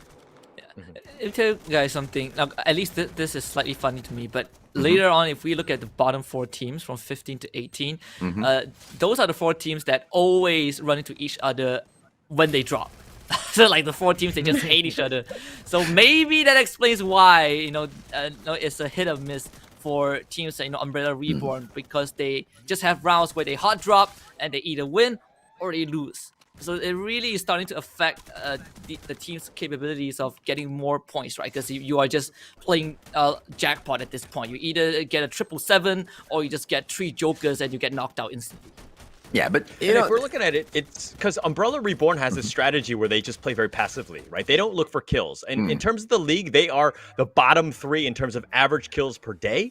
So this is why they're not going to be consistent. Because placements, if we're looking at it here, you see them all the way at the bottom. Placements can be very lucky. Sometimes you might luck out, as Husky was saying, in terms of just getting those 777s. But you know what I mean? Like when you're not lucky and you're not mechanically sound enough to get those kills, you're going to be on the bottom looking up. Yeah, that is very true. Now, taking a look at the round standings very quickly as we conclude our match versus A and B. AKO Legends going to be sitting up pretty on top with 12 placement points and 6 skill points. Actually, something to take note with this round was that all the kills were rather spread out across the teams. It wasn't very top heavy. Everyone had a little bit of something to grab, maybe minus Argon MY, unfortunately, but they were the first team to get eliminated. Do you feel like this is just a trend for some maps? Like Purgatory, a lot of the kills get spread out, whereas on Kalahari, it's a little bit more clustered? I don't think it's a trend, but it's more like it just so happens that that a lot of teams are running into each other, right? I think we had more rounds where we have a top-heavy kills, kill distribution at the end than having an even one like what we're seeing right now. For this particular round, I feel like it just so happens that the circle brought everyone together, and it became pretty messy. There's carnage everywhere, which is why we're looking at 6 kills for AKO, 6 kills for PSG, and 7 for tactical Intex. In a normal game of Free Fire, we probably won't see much of that, but you have to give credits to the teams that are stepping up. ITX, Bloody Hit, even to a certain extent, I guess it's Do Easy, who are contributing to all of these kills and making sure that teams like SAF are they're not taking everything for themselves. Yeah, and to a certain degree as well, right, Danny as well, Holler, a majority of those fights were just not 2-way fights, right? They were getting broken down into 3 ways, and, they were just stealing kills off of each other, and it was just such a messy map. And to a certain degree, the gods of RNG also play a part when you are able to take a lot of these kills for yourself based on your pathing, who you come across. And it just seems like this particular round didn't really favor anyone all that too much. Well, that round didn't favor anyone. You know what round does favor you? This one, because we've got the codes for your Great Plundered Rosa box. Feel free to, when we do flash that code, you just spread it to your squad mates, your grandma, your dog, anybody who you play Free Fire with. Make sure that they get it so that they get that free skin. It's not first come, first serve, but it's just a matter of, can you redeem it in time by the end of the stream? So we're going to be doing this every single league day at MCP, so feel free to redeem that and make sure you do share the love and understand that, hey, we're just trying to give everybody free skins here. Actually, Hola, now that you said that, now that explains why I get really bad teammates. I think I'm playing with my cats. Don't play Free Fire with your cats. They will not help you at all. They will probably burden you. Anyways, speaking of my cats, they're going to go have a break, and that also means that we are also going to take a break, because once we return, we're going to jump into our next matchup of the day. It is going to be B versus C. We'll see you after this.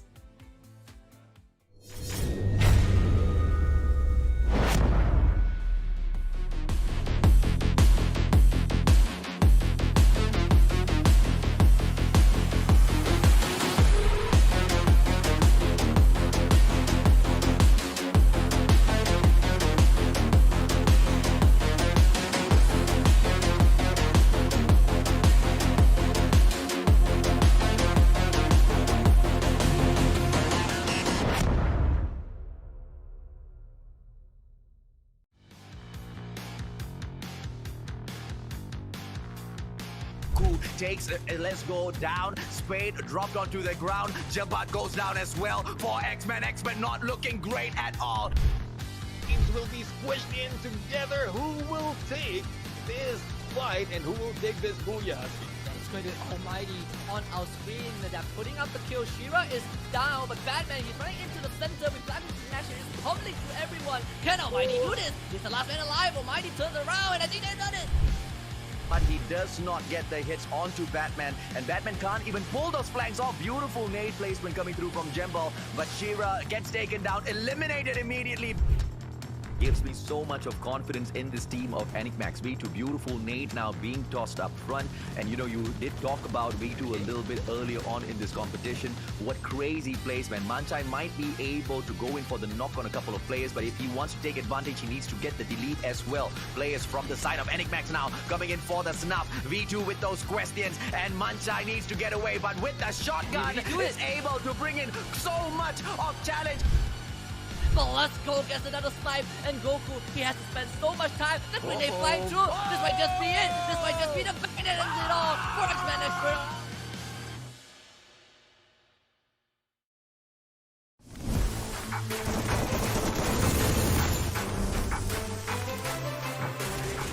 Triple kill. Shut down.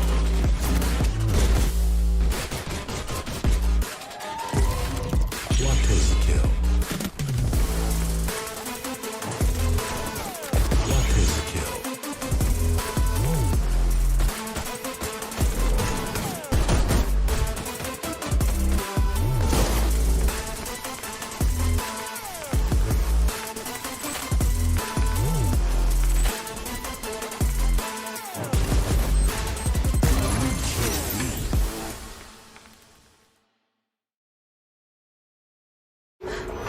Survivors, saya perlukan sokongan.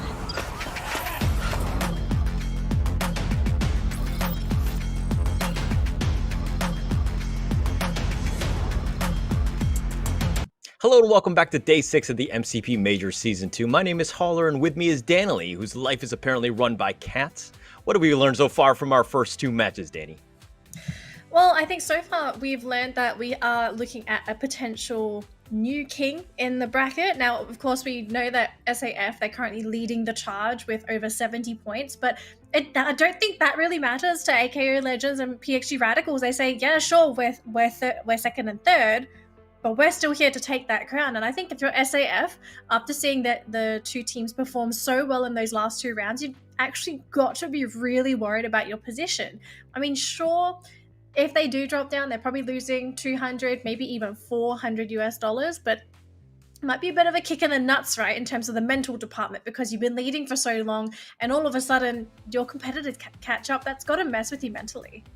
It's gotta be, but they have such a huge lead. You know what I mean? Like, I think they're playing with their food a little bit, dangling a little bit, here and there, just kind of be like, hey, try to catch up, AKO Legend PXG. Yeah, you were, second and third place, and you're trying to, catch up to us.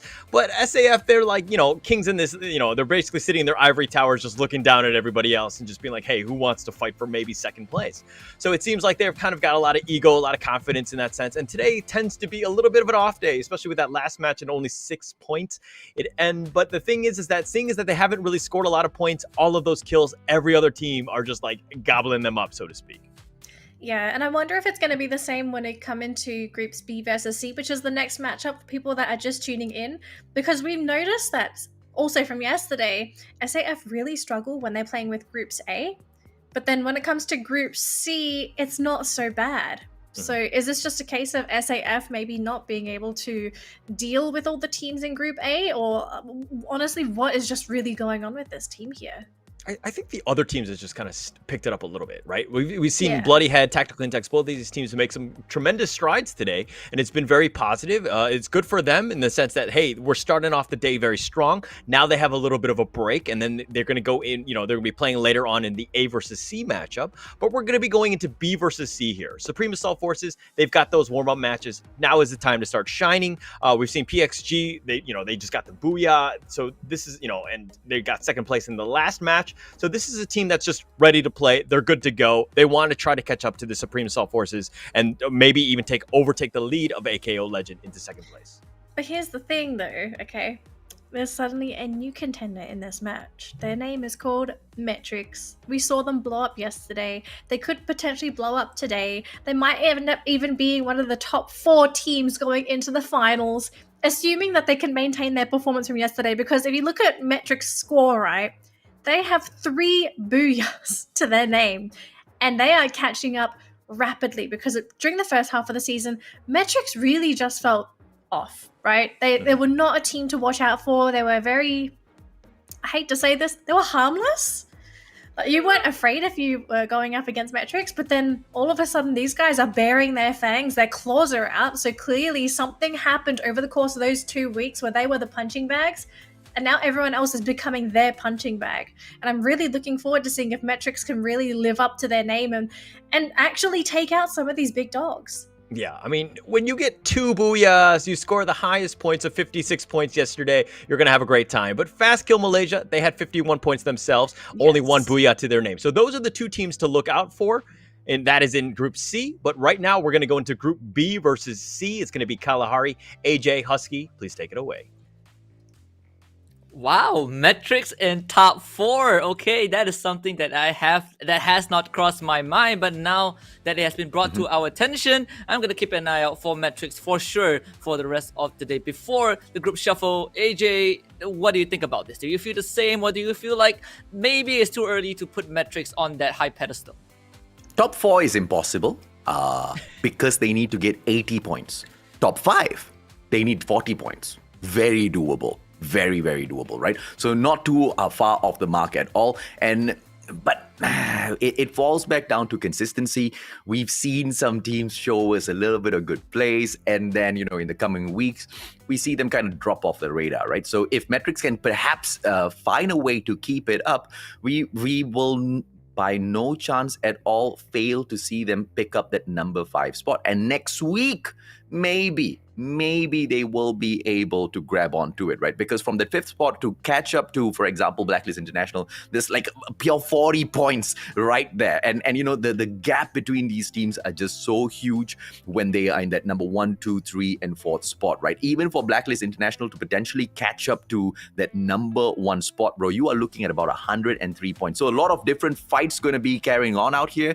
And to be able to see Group C, which we kind of touted to be the craziest group at the start of the competition, they will be stepping it up as well, man. Yesterday was the day of the underdogs. Today is going to be the day of those who rule the leaderboard, Sasuke. It does feel that way, right? PXG Radicals and AKO Legends both got their booyah after, I would say, a pretty long time, right? SAF and PXG Radicals are the only 2 teams who has 5 booyahs, followed by AKO Legends with 4, and everyone else is 3, 2, 1, and none. And I think so far, the only team that has been on that upward trajectory consistently has been Tactical Intex. Metrics feels like the up-and-coming ITX, but we still need to see a bit more from them.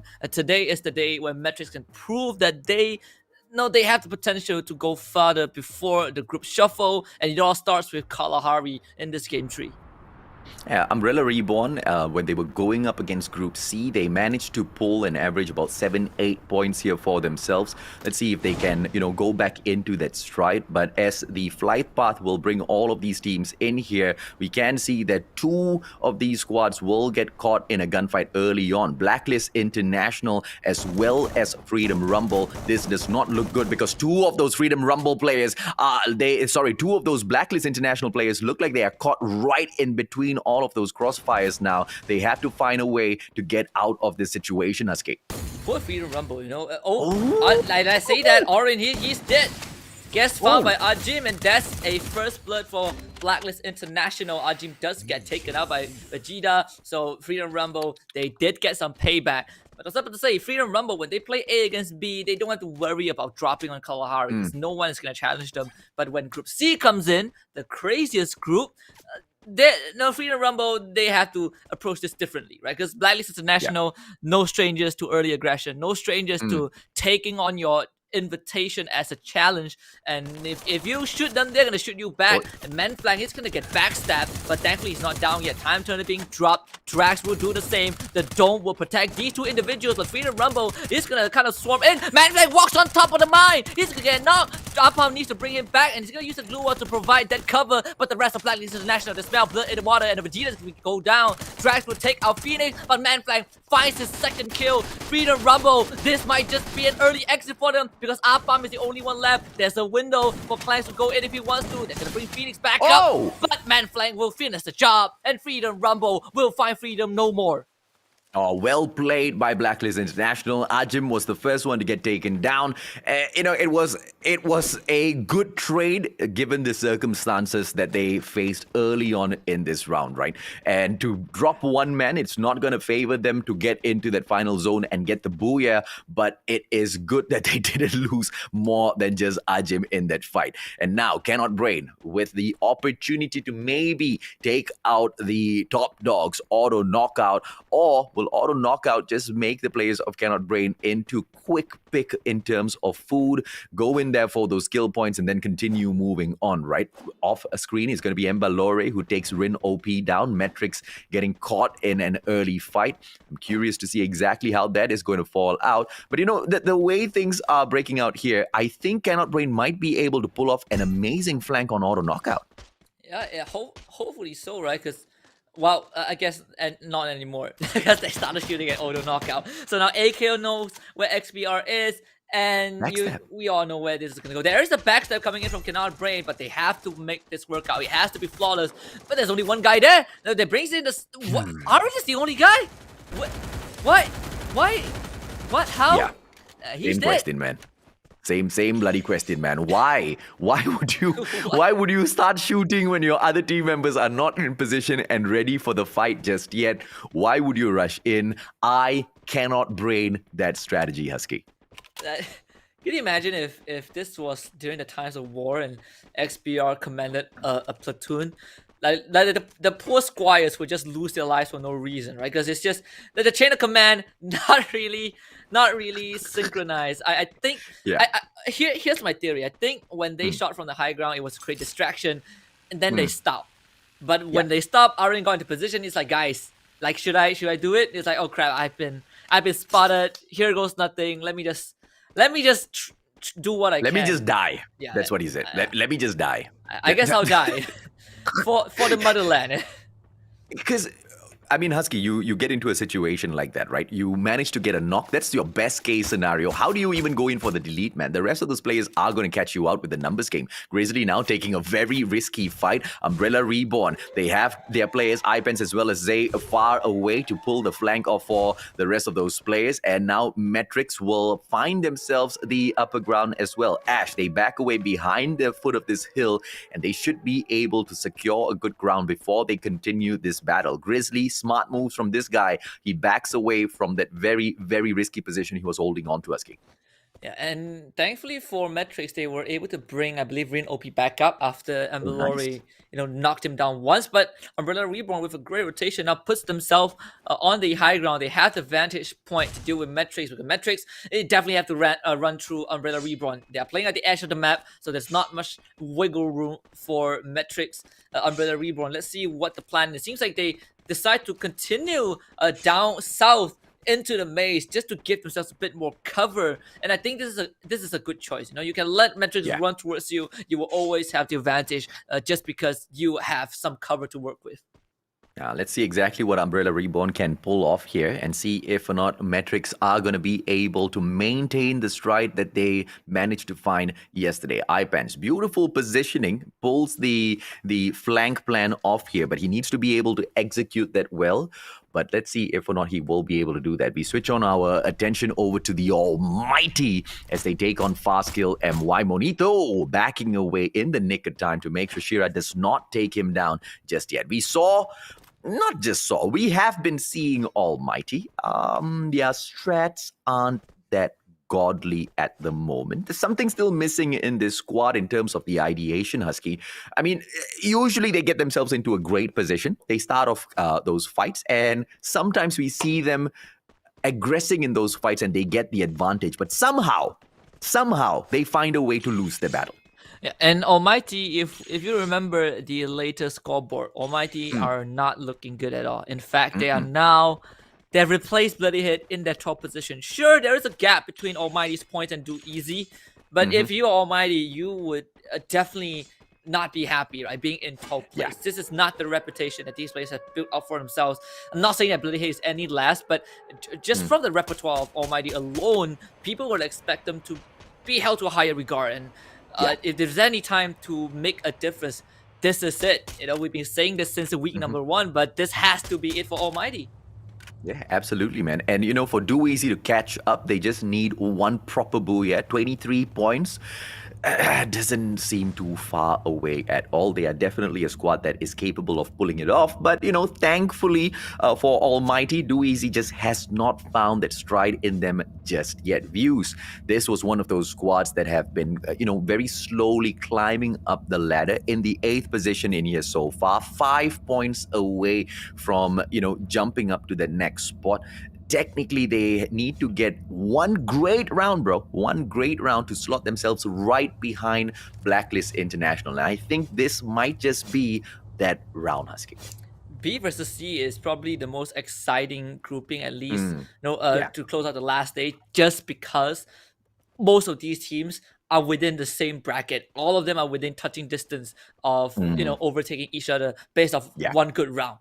So I really want to see, if Blacklist International is going to do it, if Forex Man Expert is going to overtake them, they're 7 points apart. Then you have Fastkill MY, who is also not that far behind, 12 points between them and Blacklist International.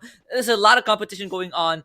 And so far, we only have Freedom Rumble, who got knocked out. But Freedom Rumble, even after losing this round, they can still catch back up. They're not that far behind.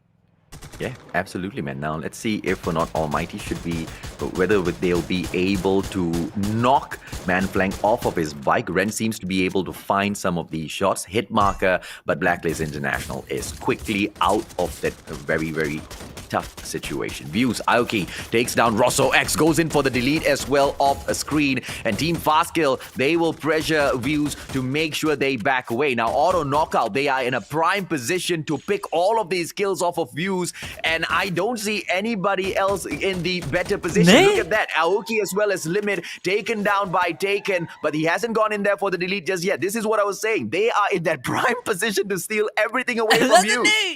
Oh my goodness, Taken, that's the third nade kill onto Wheels. And you know who is watching all of this happen? Metrics. Metrics on the high ground. Umbrella Reaper comes in. Oh, a kill in a horrible spot. Metrics also under fire. I think someone spotted them out, but Fast Heal MY, them and Metrics, they are the spectators, the front row seat of this conflict. But AKO suffering defeats of their own. This is going to give Will some time to recuperate themselves, get those reset. But we're looking at a potential 5-way fight, AJ. Yeah, the biggest bird in the sky doesn't look up, man. Auto knockout, unfortunate for them. They thought that they were the aggressors.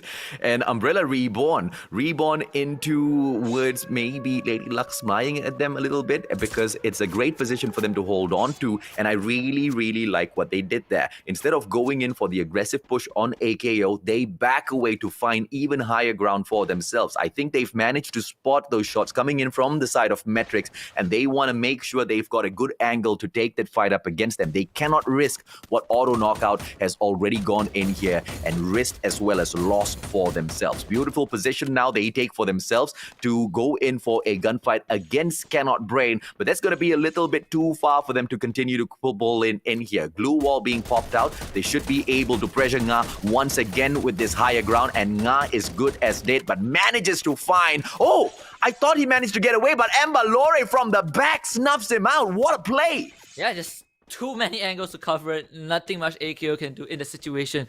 Unfortunate. There are way too many teams. If you're claustrophobia, this is very uncomfortable. 10 teams left, but we are in circle number 3. A very rare scenario, but it is Kalahari, right? You expect the game to be slightly slower, and this is where when we get to the later stages, it's going to be pretty chaotic. SAF under fire. It's going to be 4X-Man Expert taking them out. Forbris somehow takes our rival from afar, and that's the watchtower. That's the Overwatch that has been eliminated. Goku with a good Nice. nade onto Let's Go to kind of One even out more. the playing field. But One can more. they get more? Space with his own nade flying through from above. Doesn't connect onto anyone just yet. SAF will have time to reset, but SAF also needs to be aware of Forestman Expert. Forbid with another snipe. That guy is on the high ground. Forestman Expert, you have to do something about Forbid, because if not, he's gonna start taking out everyone of your team. Yeah, but now PXG, this is something that 4X-Men Expert did not expect. Forbits now goes in for the knock on to Insanity. Spade as well as Goku, they are still alive and kicking. And this is the part where 4X-Men X can, Oh, yeah, can trap. potentially recover a little bit, Hey. whilst Forbits goes in here for the takedown onto PXG. The distraction is what SAF needs. Spade now bringing in his competition right into his time turner, but runs away from it. Daemoon drops Spade out of the equation, goes in for the immediate delete. And Goku now with the time turner still trying to stay alive and kicking. Daemoon with the pressure. Goku, the final player of 4X-Men Expert. Can he stay alive and wait for PXG at least to come in with a little bit more aggression to help him run away from this situation? This does not look good for 4X-Men Expert at all. Blacklist International, on the other hand, they are burning down this umbrella that has been getting all of that luck ever since they stepped in. 4X-Men Expert bows out of this round. Almighty moves in. Umbrella Reborn gets taken out as well. And it looks like Metrics Oh. might just be the next ones to check out of here.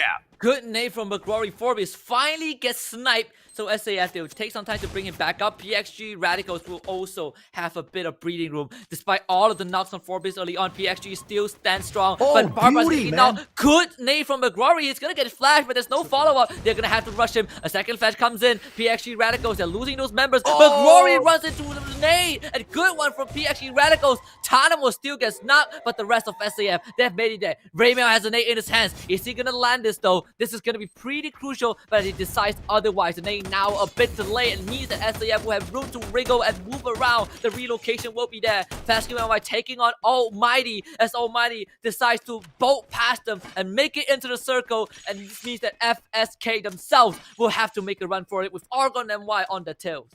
Yeah, but now Metrics right there behind them. They should be able to snuff out the players from Team Fast Kill. But Rin now gets dropped by Yun. Are they going to be able to pick Shark right back up? This is Team Fast Kill, ladies and gentlemen, boys and girls. Metrics, those that are still being able to roll all of those momentum into this lobby. And Yun drops Rin. Are we going to be able to see Metrics get the better of Team Fast Kill? Monito down as well. Yun the final player. And Metrics gets eliminated with that grenade launcher, but Fastkill taken out as well, and Balore out of nowhere steps in, sticks his nose into where it doesn't belong, and steals that kill away. And Will's now in top 6.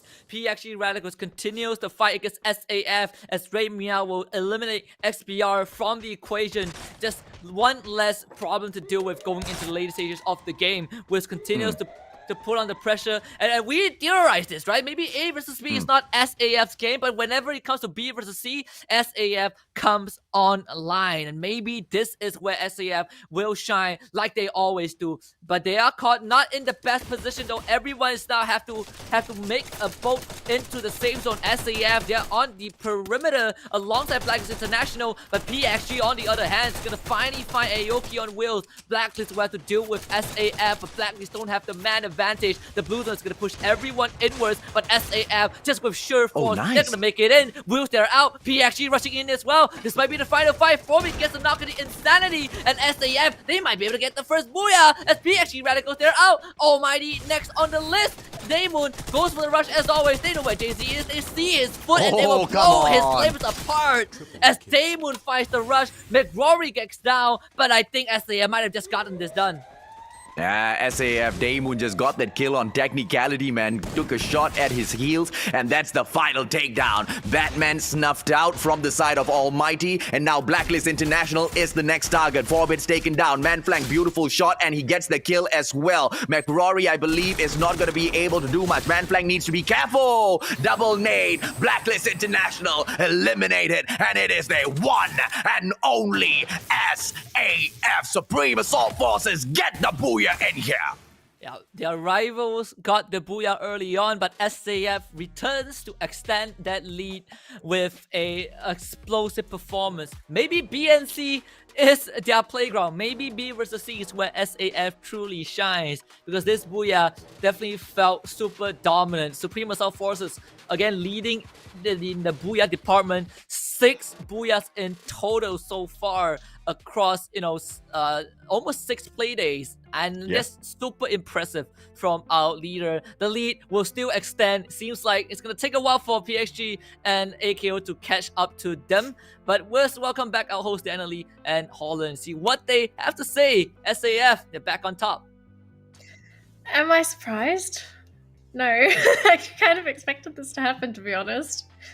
Nah, you knew the SAF weren't going to go anywhere, right? Like, you call them out, they're going to be back. They're just a matter of warming up for those first 2 matches, and they played it very, very strong. They had about a 7-8 kills or so.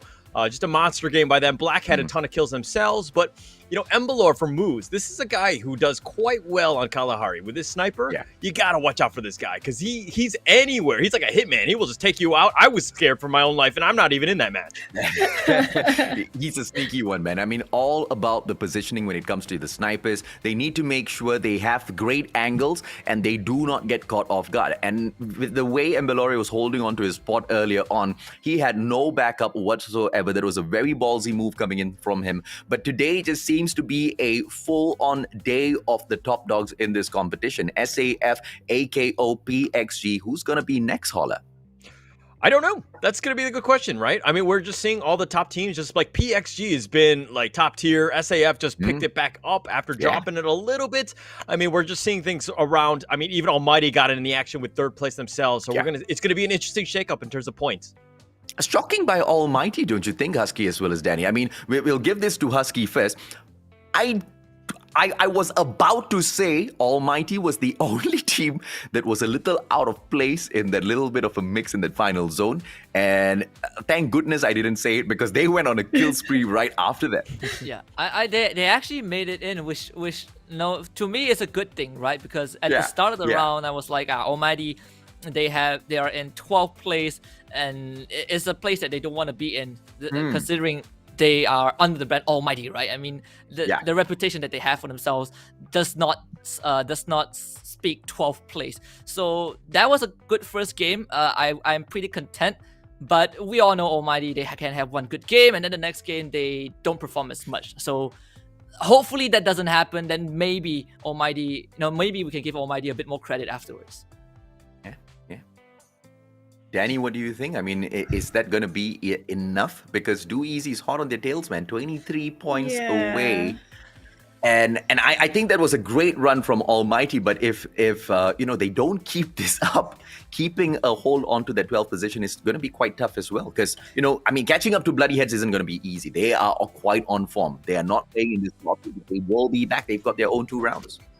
Yeah, well, that's the thing that I'm a little bit worried about, right? Because the gaps are getting quite large, especially the ones for teams that are basically trying to stay in that top 12. And we're going to have to use the stats that we've seen so far, right? Like, historically, Almighty are just too unstable. I mean, they have a good round. Yeah, but they have a good round, but then, gosh, I'm not sure if they can do it. I've got to be honest. I love the team. I love the players. I've met them in the past. Wonderful people, but I don't know. I don't know if I can put my faith in that. I mean, for me, it's just about having it as competitive as possible, right? I want to see to the 12th day of just like 6 teams vying for that 12th spot. Like, I think that it's going to be the most competitive there. The top teams, they're kind of already comfortable and they're just kind of riding the wave, so to speak. But I think in terms of the bottom, if you have that little race, it adds a lot more because it gets super competitive down there. Yeah, it definitely will be. So I think the last major, we didn't really have that. We only had it for, I think, the 12th to 13th place. That's just one spot. And even then, the gap was pretty huge. So I am definitely hoping for this season to be a bit more competitive, at least down there. But I do share the same sentiment with Daniel Lee. Almighty, I still have my doubts in them. I feel like compared to last season when they were still under the ban of Divinity, this feels like a worse start. Maybe because everyone else is just better. Maybe everyone else improved and Almighty was still stuck in the past. But I think Almighty still they have a lot of work to do. You know, I am very worried for them. Yeah, yeah. I mean, we've seen them pay a lot of attention and put a lot of emphasis on Batman getting these aggressive pushes as well as victories for them. Shira has been shining, but not as bright as he should be, right? So it's going to be very tough for Almighty to keep this stride up because once again, the teams that are at the very bottom, and they are Z Squad, Do Easy, Umbrella Reborn. We're not even going to talk about the final three, but just these three names alone are more than enough of a threat for Almighty to worry about. And then we also have Argon MY as well as Cannot Brain, who have their bouts of stepping it up in those rounds as well, Hustler. Yeah, if we're looking at the standings now, this is from match 3. We just saw SAF take that booyah there with 10 kills to their name. Blacklist International not too far behind with 9 kills, 9 placement points themselves, 18 right on there. But if you're looking at that from the 22 to the 12, even in third place, 10 points difference just from third place on. I mean, that's just shows you just the power of kills and making sure that you're mechanically sound, making sure that you're able to score those free points, quote unquote. Right, and then of course we're going to be moving on to our next map in just a minute, but of course the standings, Supreme Assault Forces 22, yada yada yada. I mean, do I need to say too much about this? But I have to say though, I'm a little bit happy here that Blacklist International are still getting points somewhere, because we have seen the team sort of floundering around in the middle of the competition, and then even in some cases just getting absolutely nothing. But I'm just wondering, like, is this going to be enough for them to keep their spot? Because I feel like if there's a place that is very vulnerable on the leaderboard right now, it is Blacklist International's spot. I think someone could easily take their position on the leaderboard, and I don't know if they could really do too much about it, because the team just hasn't been able to show that consistency, which we keep talking about, but it's what all the top teams currently have. The consistency to rake in those points, to get those placements so that they can guarantee their spot. Yeah, I think they haven't really recovered from, their little baby Cobra not being able to go in for those aggressive pushes anymore with the double vectors. Ever since that gun, I wouldn't say got nerfed, but, is no longer the superior weapon of choice within the game. Blacklist International just doesn't seem to be anywhere near as dangerous as they used to be, but they're still a huge threat out there on the board, Husky. Yeah, it's cutting pretty close. I mean, Fastcube and White currently in 5th place, only 20 points away from Blacklist International. You give Blacklist International a bad game and Fastcube and White a good one, you'll see Blacklist International kind of drop further down the leaderboard. I don't think they would have too bad of a ending by the end of the group stage, but you don't want to keep dropping down. Yeah, you don't want to drop down, because at the end of the day, if you don't have the looks and the cosmetics, so to speak, you will be about down there, right? You're not going to look great. So that said, we're going to do a giveaway here, or it's going to be given away later on. You got to just make sure you pay attention to the stream. It's going to be the Great Plunder Grows Up box. That's going to be coming up. All you need to do is stay tuned. We're going to have a code, redeem it, share it with your friends. It's not a first come, first serve basis, but it's unique to you. And just make sure that you just spread that love. Make sure everybody gets it. The only stipulation is, of course, that you need to redeem it by the end of this stream, which is, I think, about 4 p.m.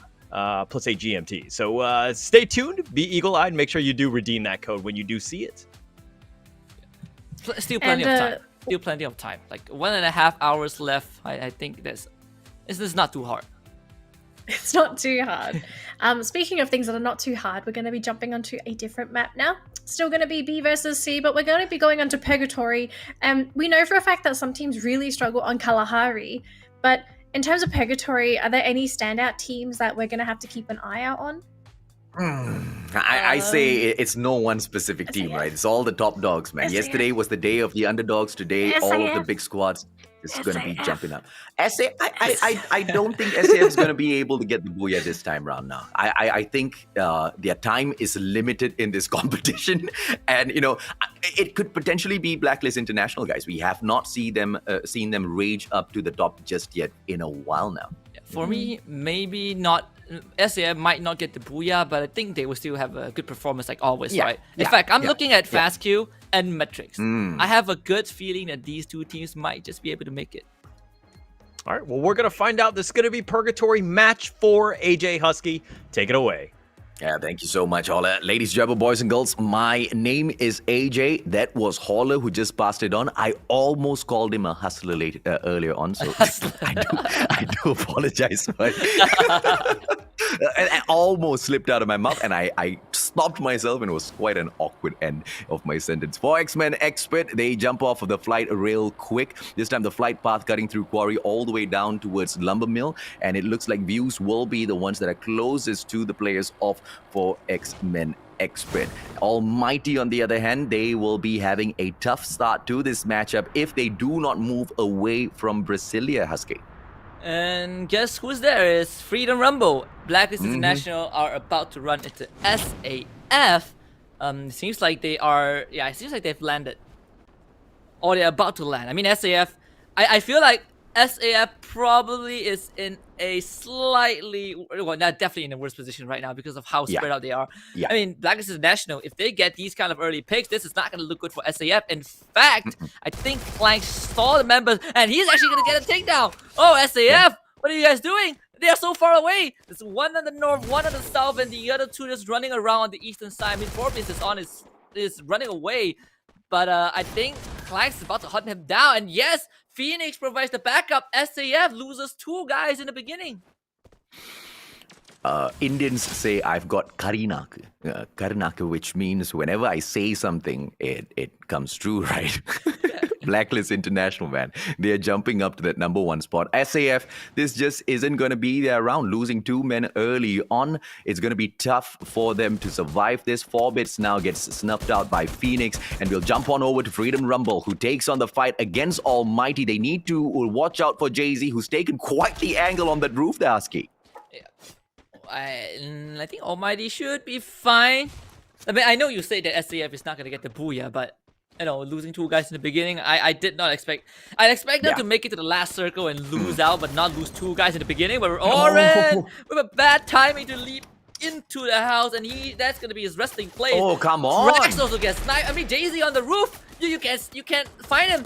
Freedom Rumble, they're gonna lose 2. Shira is spotted by Vegeta, but I don't think he can do much. Nice. Can he? Maybe he can. Vegeta gets him down, but Apam also gets shot, courtesy of Jay-Z once more. And I think Freedom Rumble, if there's anything they can do right now, is to just get out of there. But it seems like Vegeta actually wants to go for more. This is Freedom Rumble in a nutshell. They don't care if you take on 2 other guys. They just want kills. And Vegeta is looking for those kills. Is in the House of Almighty without permission. Ren is going to reveal himself with the time turner, but I don't think Vegeta can face off against this 1 versus 2.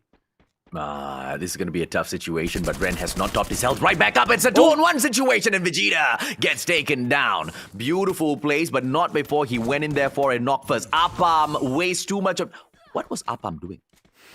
Trying to you want to see if he's faster than the bullet, you know? I don't know.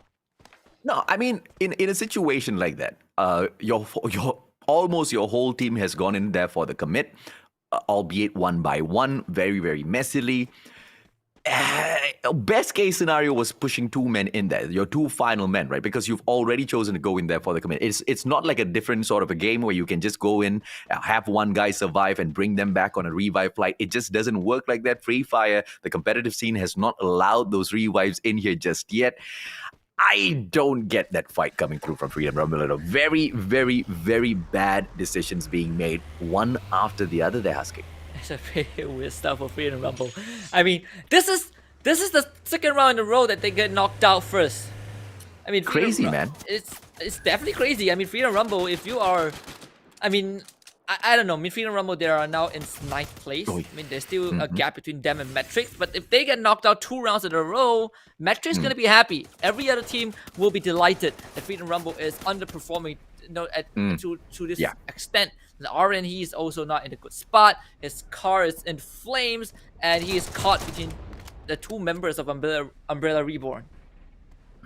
Arns needs to be really careful here. Car on fire. It's not going to explode and hurt him that much. So oh, goodness me, but I pans. That nade from him definitely will hurt. And Arn's now on the ground. And Zay just cannot do anything much at all. Shiro, I don't even have eyes on this guy. He's quite far away from the situation, ladies and gentlemen, boys and girls. Arns just was not in the best of positions at all. Now Shiro, from afar, trying to come in here and make a difference with his vehicle. But the best that this guy can perhaps do right now is just try to survive a little bit longer. In a car, probably the worst way to do that. So far, he has not been spotted, so it's going to give them a means to gain some distance. And Fascio and Y, they themselves have 3 separate vehicles. And they're having fun, driving around. They just drove past the bridge where Umbrella Reborn is hiding underneath. I think Fascio and Y, they have a plan to just move into as close to the center of the circle as possible, and I'm fine with that. In fact, so far they are splitting out to a 2-2 formation, so we'll see how that turns out. Almighty though will face their second opponent. This time it's going to be Metrics. Now, Metrics, they are looking to continuously climb up that board. Number one thing on their mind right now is overtaking Freedom Rumble. So this is the best place that they can do it by winning this fight out against Almighty. Jay-Z taking those shots. Almighty already have got 4 kill points in here, but they are down 1 man. Batman, their greatest aggressor, is no longer in this matchup, and Almighty bolts out of there. Great decision coming through from Shira here, Husky. Yeah, and I feel like the reliance on Batman was just too much, right?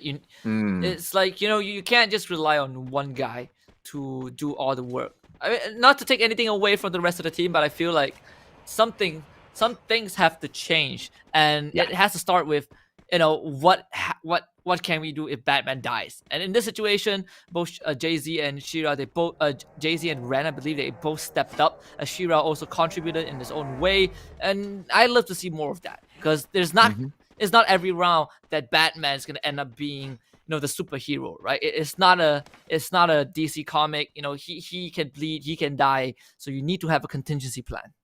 Yeah, absolutely, man. Almighty, they need to survive, not just for themselves, but for the pride of the Philippines, man. I mean, they brought in 5 squads into the MCP Majors, and all 5 of those teams potentially look to qualify to the grand final, Sasuke.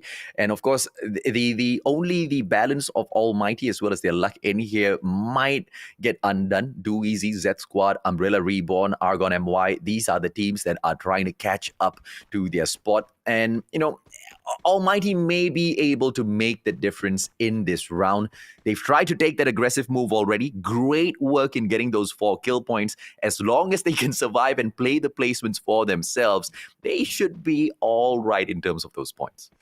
Yeah, I think so too. I mean, Blacklist International so far, they have, again, settled for Mode House. Every time there's Purgatory, you will see Blacklist International and Mode House. They are feeling pretty comfortable. So I'm fine with that, I think Blacklist International has had it figured out.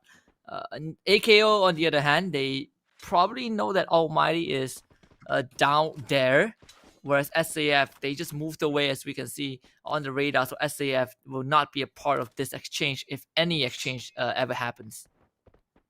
Or a knockout. They've got a great angle here. Almighty, we were just talking about them, and it looks like they are going to become feed for the side of AKO unless they stay put in their own space and hope and pray that someone else comes asking questions of auto knockout, and that someone might just be SAF. So let's see whether or not Almighty has got Lady Luck smiling at them. Rybel gets taken down. 4X-Men Expert gets Rybel deleted, and it is going to be Blacklist International. Now Manflank gets knocked down. A good response coming in here from 4X-Men Expert, but they need to find a way to go in for the delete on Manflank as well. If they can take Manflank out of this equation, it would be a battle won already for the rest of the teams in this game, because this guy is an absolute troublemaker. Goku stepping out of his cover, trying to take Phoenix out of the equation, but a time turner as well as the glue wall will allow Phoenix that a little bit of extra seconds to heal himself up. And now he steps out of his glue wall accidentally just to get a little bit of information to make sure none of those players are coming in here for that aggressive push. command flank once again gets knocked down and then deleted right away. That is what we want to see from 4X-Men Expert. Now Cobra on the ground. Maru, is he going to be able to go in here and break that aggressive push? Clanks very low on that HP, tops himself right back up with the medkit, cooking up the nade now. Are they going to be able to pull the time turner out in time? The nade absolutely does no damage to 4X-Men Expert, and Phoenix now needs to back away with the double vectors as well as that shotgun. If at all 4X-Men Expert comes in here for the aggressive push, Blacklist International might be able to turn things around for themselves, Sasuke. Yeah, and at the same time, P actually radicals. They are just eradicating Umbrella Reborn. Nothing much that UMB can do in that situation. AKO Legends still playing a Baywatch as they look over, look across the field, knowing that Almighty might be down there. Whether they know that or not, Almighty are not in a good position. If they get spotted, AKO is gonna gatekeep them. The fact that they're in a way better position, regardless of where the circle is. Blacklist International not able to penetrate the fortress that is 4X-Men Expert. I would say I am super impressed how 4X-Men Expert were able to hold on to their compound. But Jay-Z just got a kill onto one of AKO Legends' members. That is insane, especially from the low ground.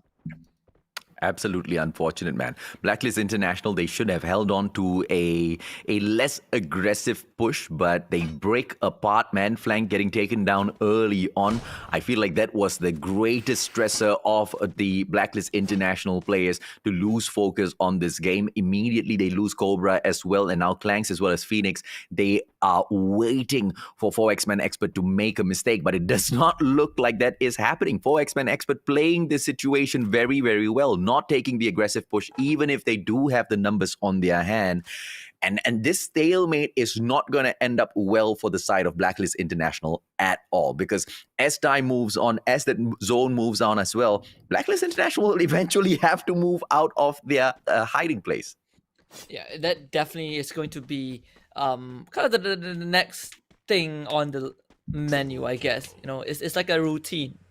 But Blacklist International, they were able to take out another member from 4X-Men Expert as SAF. So far, still on the run. They went from the Supreme Assault Forces to kind of, just what do you call it? Force. Just a force. just couple of force in the game.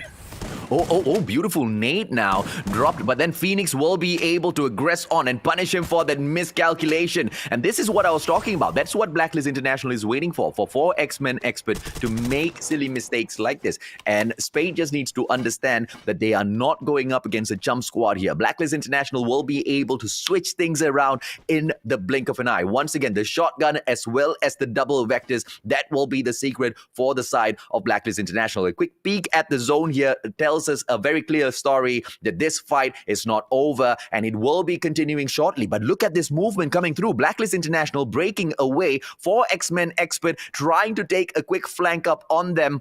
Let's hope it works out for themselves. Blacklist International, they are trying to swap sides. 4X-Men Expert, are they going to make this silly mistake of giving away the vantage point? I think they will do exactly that, Husky. 4X-Men Expert, they ran down. That means that Blacklist International actually has to challenge them because the circle is not favoring both of them at all. Maybe 4X-Men Expert make the right move, but they have to do it properly. As we see SAF, they just showed up on the south. Doesn't hurt too much, so he will be able to escape and play for the placement points.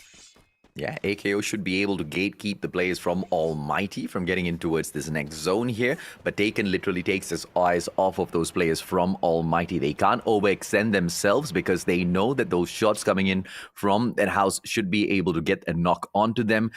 Getting that pickup shouldn't be too much of an issue, but you know the fact that auto knockout, they want to save all of the utilities for that final zone play. They are aiming for that number one spot. Once again, extra 200 USD of pocket money might be bagged by these boys. Team Fastkill now for Malaysia going in for the push for X-Men Expert, but Spade manages to get that final kill onto Blacklist International. Cannot Brain gets eliminated by SAF as well.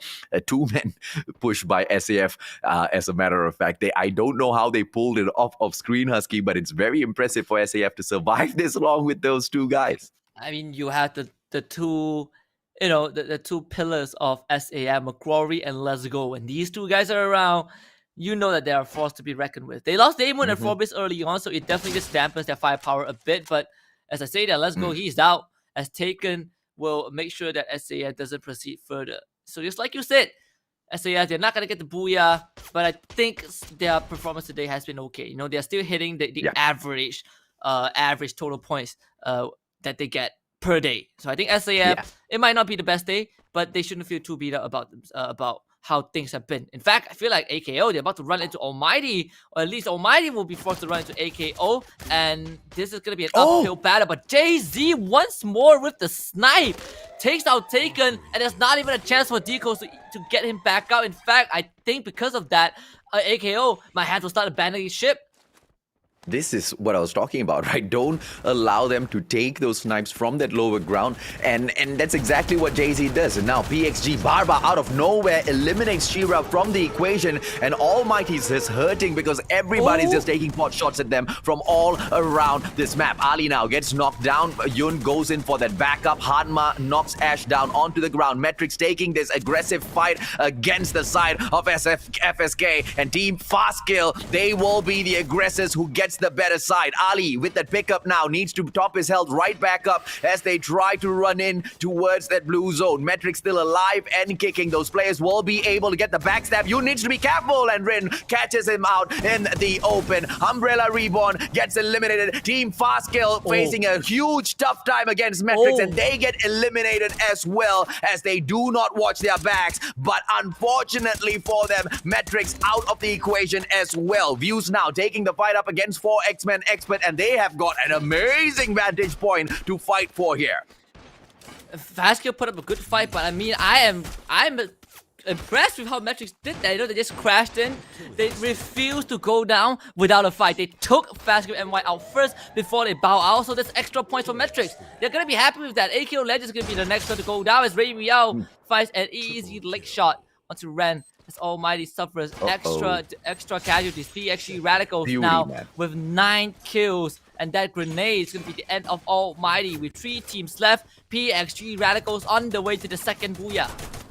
Now calculate your trajectory to perfection. That's exactly what PXG is doing with the help of Ramiel. Views now gets eliminated. Embalore as well as Alforte taking themselves out with the blue zone just to make sure they don't give out extra kill points to anybody else in here. Insanity, he has got that grenade launcher. 4 X-Men Expert not gonna get anything in here. Grenade launches OP, and it is PXG that picks up that booyah. Ramiel, your MVP, truly well deserved. Husky. Yep, and this will be their second booyah of the day. Again, back on the same playing field. PXG Radicals and SAF, the only 2 teams with 6 booyahs right now. But what a day it has been for PXG Radicals. They are making sure that they are still in this race. And most importantly, they are making sure to keep SAF in check. Yeah, absolutely, man. Ladies and gentlemen, boys and girls, let's welcome back Danny as well as Holler, and we can discuss exactly how that match continued. Danny, the top dogs still on fire. They're still on fire, but I think most importantly, PXG Radicals are making a big statement today. Yeah. They're not saying it directly, but I think at this point, you can say that PXG Radicals, they are going to be threatening SAF's position. Because they managed to get so many points today. Yes, SAF managed to get a booyah today, but if we total the number of points that PXG got, this is going to actually close a sizable gap on that leaderboard. And so far, we haven't really seen SAF pop off like they did during the first half of the season. So I feel like if SAF doesn't pick it up soon, that gap is just going to get smaller and smaller and smaller until PXG will be right on their tails. Yeah. And I mean, let's get the MVP to Ramiel today, right? The guy has at least 11 kills. I actually lost track. He's just been all over the place. He's been all over the place. And I like the fact that you're just doing the fadeaway shot right there, AJ, because he's like he's 100% hit rate with those grenades. He's literally like Kobe. Just everything he's doing is just, you know, he's making sure that he's securing those kills. He's just like I feel like he's really good at skee ball. And the reason being is that you got the tiny little hole. The glue walls are kind of like making those holes for him, and he's just like a little dunking him in. I mean, he's just having a field day with the kills. Ramiel has just been on point today, and there's a reason why PXG will be skyrocketing and giving SAF a run for their money. Yeah, absolutely, man. I mean, in that round just before, PXG were about 62 points away from SAF. And looking at the abysmal performance by the side of SAF, with the early messy drop taking that fight up against Blacklist International, which I will not understand, I agree with the ideation of SAF to break away, but that should have been communicated well with all of the other players because they broke away and they also broke apart at the same time, Husky. Yeah, and eventually they broke down, right? I mean, Blacklist International. When we looked at the radar, I remember I said the first thing I said was that I think Blacklist International just has a way better distribution of members, and the first thing we saw was SAF getting taken out, losing 4 bits, and Damon right at the start. They were I think Lesgo and McGrory were able to survive for a lengthy period of time, but they were not able to make too much impact. I think right now the only thing that separates SCF and PXG Radicals is just kills alone, because SCF has 168, PXG Radicals only has 129. And remember I mentioned once how PXG Radicals, they acquired Ray Meow from VPH Velocity, and that was one of the best acquisitions. This is it. He is starting to show that results.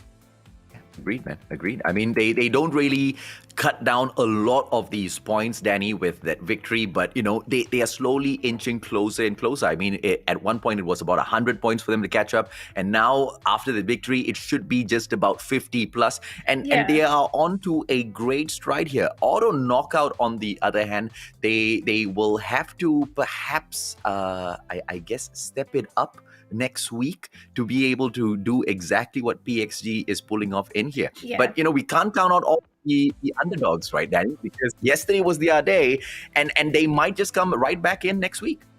Well, next week's going to be pretty interesting too, right? Because we're also looking at the group shuffles. And I think most importantly, we need to take into consideration that our top 3 teams are also in the exact same group right now. So imagine the possibilities of these teams actually being separated. How many more points will SAF get? How many more points will PXG, aka like, how is this going to influence the top 3 teams? Because at this point of time, they're basically contesting for points with each other. They don't really have too much competition outside of everyone within their group. So I'm really looking forward to seeing the changes next week, but I think this is basically going to be it for these 3 teams today, right? This is all the points that they can get. We're looking at changes for the rest of the groups. Yeah, it's quite hard to assume that as well. And I only say that because of the season 1 of the MCP majors. Remember, Danny, where we had some kryptonite squads, and these guys were technically nothing on the leaderboards, but they were so effective against some of those big dogs, right? And with the regroup, we might just see that happening to potentially Supreme Assault Forces, PXG, or AKO. I absolutely agree with you. We need to wait to see exactly what happens in here next week. I'm looking at Bloody Heads. They started stepping up only after the regrouping. They have been able to find their stride before, like, you know, from the get-go itself. So I'm a little bit nervous here for next week for them. And for me, it will always be ITX. At least for now. I think Tactical Intex has been able to throw a wrench in, regardless of who you are. You know, they have, I wouldn't say no respect, but they treat everyone the same. You know, they stick to the strategy, and their strategy is just, we don't care who is in front of us. We will take the fight when we think that we can take the fight. So right now, since the top 3 teams, they are done for the first half of the group stage. Tactical Instinct still have 2 more rounds left. I'm waiting to see if they can, you know, put more points on the table. And I hope they do. I mean, it's going to be very interesting seeing that last 2 matches. It's going to be Group A versus C, but this is the round standings from match 4. We saw PXG, Almighty, 4X Men Expert, Woo's even there.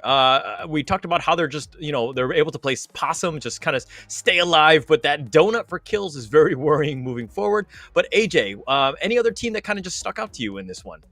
I have to say, Almighty, they are stepping it up, and they are shocking the life out of me. Like, where did they come from, right? Are we going to be able to continuously see them aggress on? Because top 3, they've hit this now 2 times in a row. I'm excited to see what else they have for us. Once again, they bear the flag of the Philippines. They are the ones who are pretty much at the very bottom as they carry that flag. They want to, you know, step it up a little bit more. But I think they're on a great path already, Holler. Agreed. And I'm happy to see, even some of the other teams like, Blacklist International. Yeah, they got 8th or whatever with 0 placement points, but they still managed to get 4 kills. They're just trying to get as much as they can going into the next one. But to me, the biggest story from this one was PXG Radicals ending with a bang, right? This is their last match of the day. They wanted to ensure that, hey, SAF, we're going to try to knock you out and we're going to push you back, have a 19-point lead advantage going into this last one. And then even, when we do have the shake up, yeah, we might not be in the same group or whatever, but we're going to make this very competitive. You better not rest on us. Yeah, and Danny, let's talk a little bit about metrics, right? We saw them going in here, and I believe Hollow, they got about 50 points yesterday in total. Yep. Today seems to be such a huge contrast in comparison to their performance of yesterday, Danny. Yeah, there was actually a really big change. So I feel like the case of yesterday, some of it really came down to luck. I think there were a couple of scenarios where you would have thought, like, metrics, if it was different, if this circle wasn't here, it shouldn't have been Metrics' game. I'm sorry. I think that is true. There is sometimes days where you just have a lot of luck, and I feel like yesterday was that day for Metrics. Yeah. And then today was a good example of what happens if it's a normal day. Yeah. This is not so great for Metrics.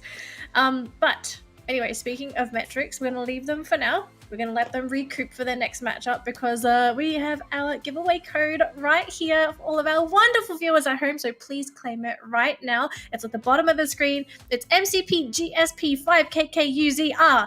Get that in. It's going to expire at the end of the stream. So make sure you claim it now. Otherwise, if you miss out, not my problem. Claim it now. I doubt anyone will miss out on the code though, because whenever I jump onto the stream, there's just a string of comments. Code, please, code, please, code, please, code, please, code, please, code, please, code, please. I'm pretty sure the first thing they want is, guys, shut up. Stop breaking down the match. We just watched the match. Please give us the code first. I wish we had the power to summon the code, but it's not us that summons the code, okay? The code comes by itself. So. These guys, they just wake up. The first thing on their mind is just code.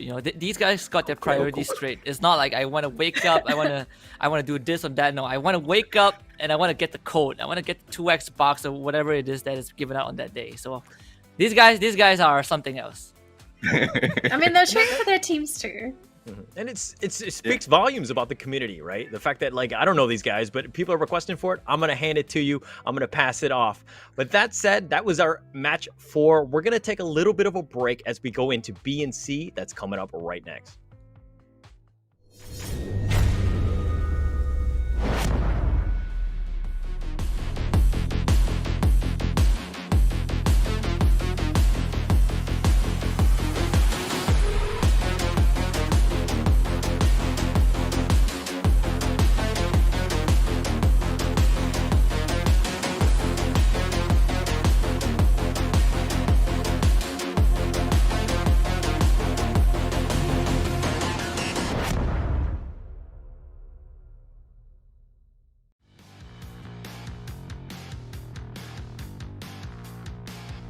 Takes let's go down. Spade dropped onto the ground. Jabat goes down as well for X-Men. X-Men not looking great at all.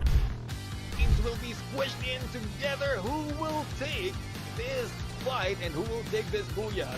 It's going to be Almighty on our screen. They're putting up the kill. Shira is down, but Batman, he's running into the center with Black International. He's pummeling through everyone. Can Almighty do this? He's the last man alive. Almighty turns around, and I think they've done it. But he does not get the hits onto Batman, and Batman can't even pull those flanks off. Beautiful nade placement coming through from Jembal, but Shira gets taken down, eliminated immediately. Gives me so much of confidence in this team of Enigmax. V2, beautiful nade now being tossed up front. And you did talk about V2 a little bit earlier on in this competition. What crazy placement. Manchai might be able to go in for the knock on a couple of players, but if he wants to take advantage, he needs to get the delete as well. Players from the side of Enigmax now coming in for the snuff. V2 with those questions, and Manchai needs to get away, but with the shotgun is able to bring in so much of challenge. But let's go, gets another snipe, and Goku, he has to spend so much time. The grenade flying through. This might just be it. This might just be the back that ends it all for X-Men Expert.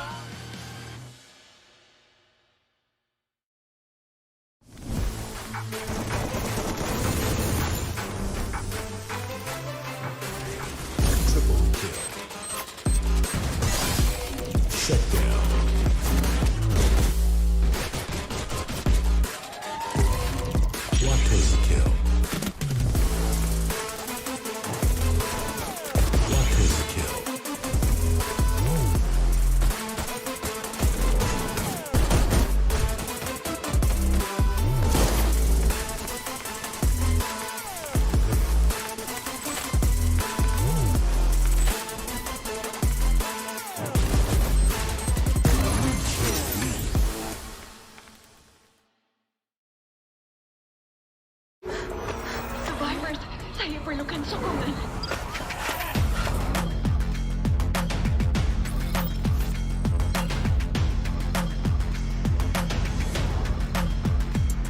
Hello and welcome back to day 6 of the MCP Major Season 2. My name is Holler and with me is Danny. These hips don't lie. We are down to our last 2 matches of the day. Danny, are you on Team Group A or Group B? Oh, I'm definitely for Team Group A, personally, because we saw them go absolutely bonkers yesterday. And it felt like a really nice breath of fresh air too, because we're constantly seeing teams in Group B and C dumpster them up until this point. But now we're starting to see the revenge of Groups A. Regretfully, it's right before the group shuffle, so this could have come a little bit sooner, but better late than never, I suppose. But honestly, I want to see some more of these points go to teams in Group A. Yes, same. I mean, these are all the qualified teams, right? It just so happens that all of Group A were a bunch of qualifiers, and they were just kind of hit their groove a little late in the league. I mean, yes, it's the end of the first half, and we're going to have that shakeup that you alluded to, but, you know, Tactical Index to me is really stepping up. Do Easy as well. I think this is the perfect time to just kind of make sure that you hit that stride moving forward, because you're up against a monster of what is Group C.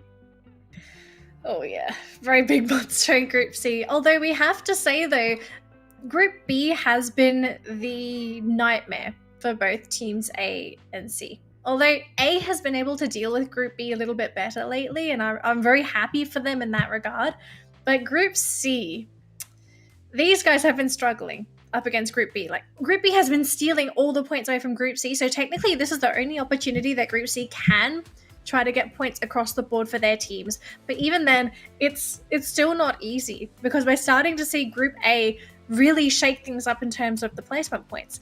And I do believe we're going to take a look at the leaderboard very quickly before we jump into this next matchup. And as we can already see, we're starting to see some of these teams rocket ahead. And I wanted to point this out a little bit earlier. The gap between PXG Radicals and SAF, I know this is Group B, but this gap is getting dangerously small. I love it. It's very competitive, and that's pretty much what we wanted. We didn't think anyone was going to be able to catch up to SAF. Absolutely PXG not. is out here just proving everybody wrong, because they're on a roll as they get that last booyah, and they're just kind of moving forward. But I mean, just what happened with yesterday, just kind of the next point in terms of Group C, was that Fastkill Malaysia, they haven't done so well today. But the thing is that yesterday they got what? Back-to-back booyahs just to kind of finish the day. So I feel like Fastkill, they feed off of Group A, and especially this matchup. So I'm expecting Fastkill to really just kind of pick it up today. Well, that's the dream for them, right? They want to try and get ahead if they can. They're literally on the tail of 4 X-Men Expert as well, so they could be claiming an extra $200 themselves, but at the end of the day, it's going to depend on the team's performances. And we also need to consider, so this leaderboard here, this is only accurate for teams in Group B, because Group B have played all their matches for this weekend. Teams in Group A and C still have room to grow. So we could see a little bit of a shakeup here. I think the 2 teams we should be looking out for here is Bloody Head and Do Easy, because that 12th spot, that is the spot that everyone's aiming for, especially for teams that are beyond that 13th place. And Do Easy are so close, but yet so far, because unfortunately, one of the downsides for Do Easy is that this team is so inconsistent. They have good days, but then they also have shockingly bad days as well.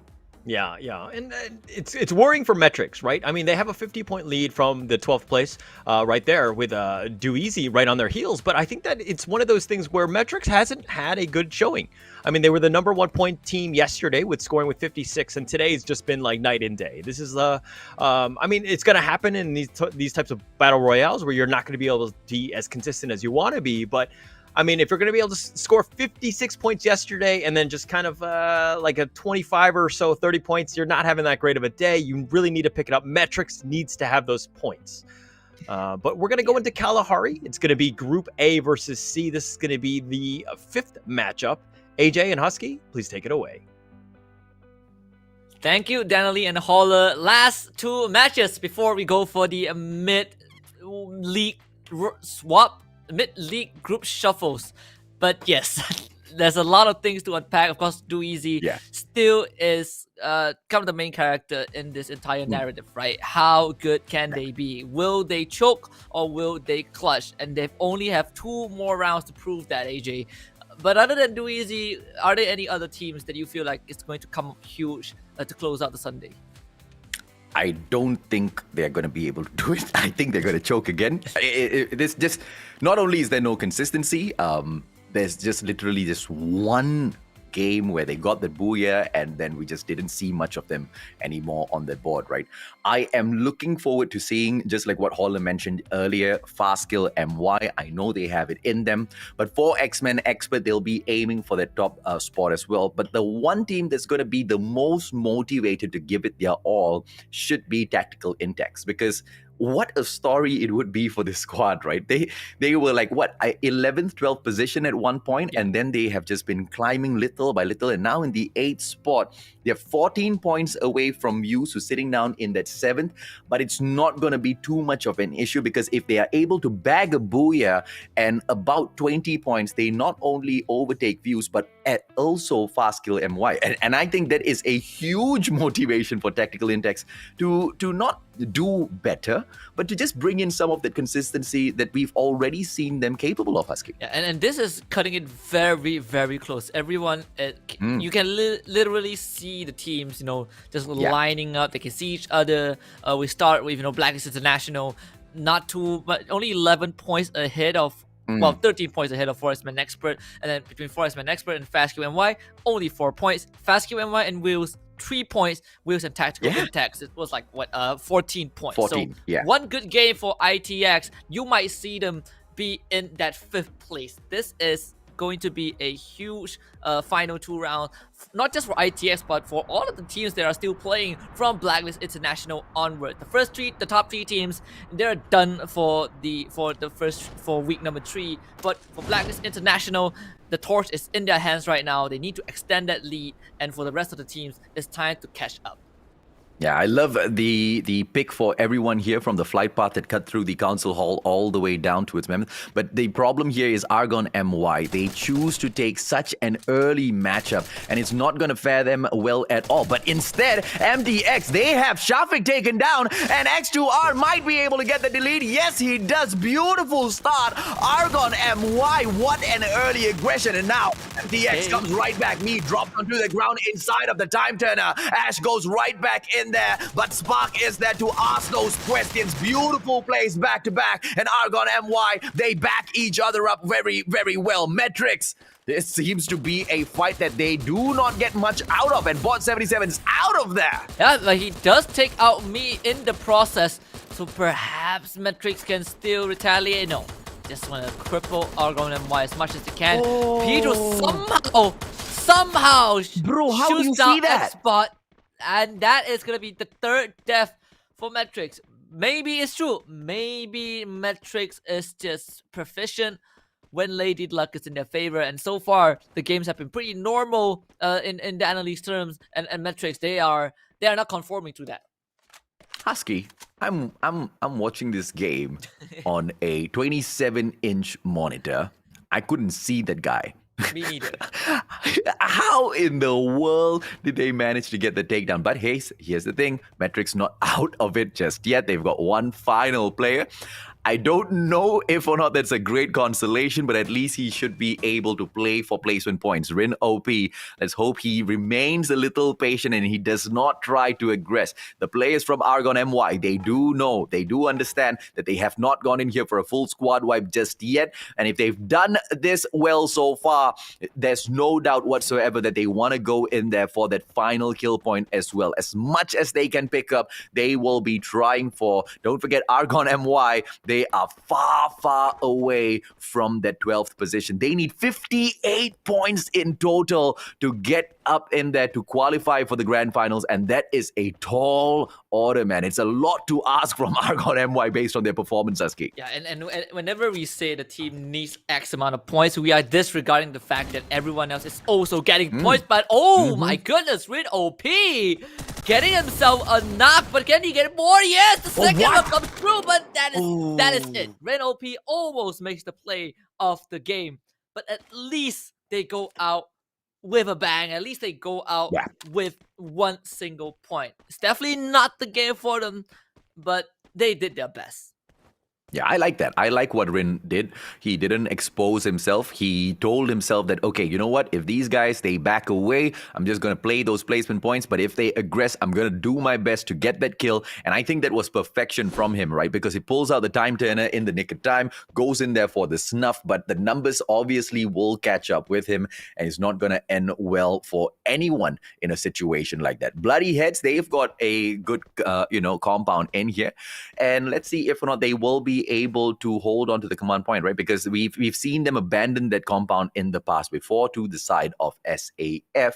And, that is something that they don't really have to worry about that much because the Supreme Assault Forces, they are not playing anymore. We have to wait for them for next week to step back in here to show us a little bit of what they are capable of. Batman, beautiful backstab onto Soldier, who was busy going shopping there, but unfortunately gets taken down. Jay-Z with a knock onto Lonesome as well, tries to take out yet another player from the side of Enigmax, and he's not going to be able to catch Black off guard. Black going in for the pickup, should be able to do this. Jay-Z with all of those shots firing up towards the side of Enigmax. That wall proving to be a little bit too tough to take over, but Lonesome gets knocked right again, and the rest of the players from Almighty, they go in for the snuff. Shira as well as Ren, but Ren gets knocked down onto the ground, and Shira as well. Beautiful plays from Black. And he is eventually going to go down, but it's the same case as Metrics. They only bow out with one single point.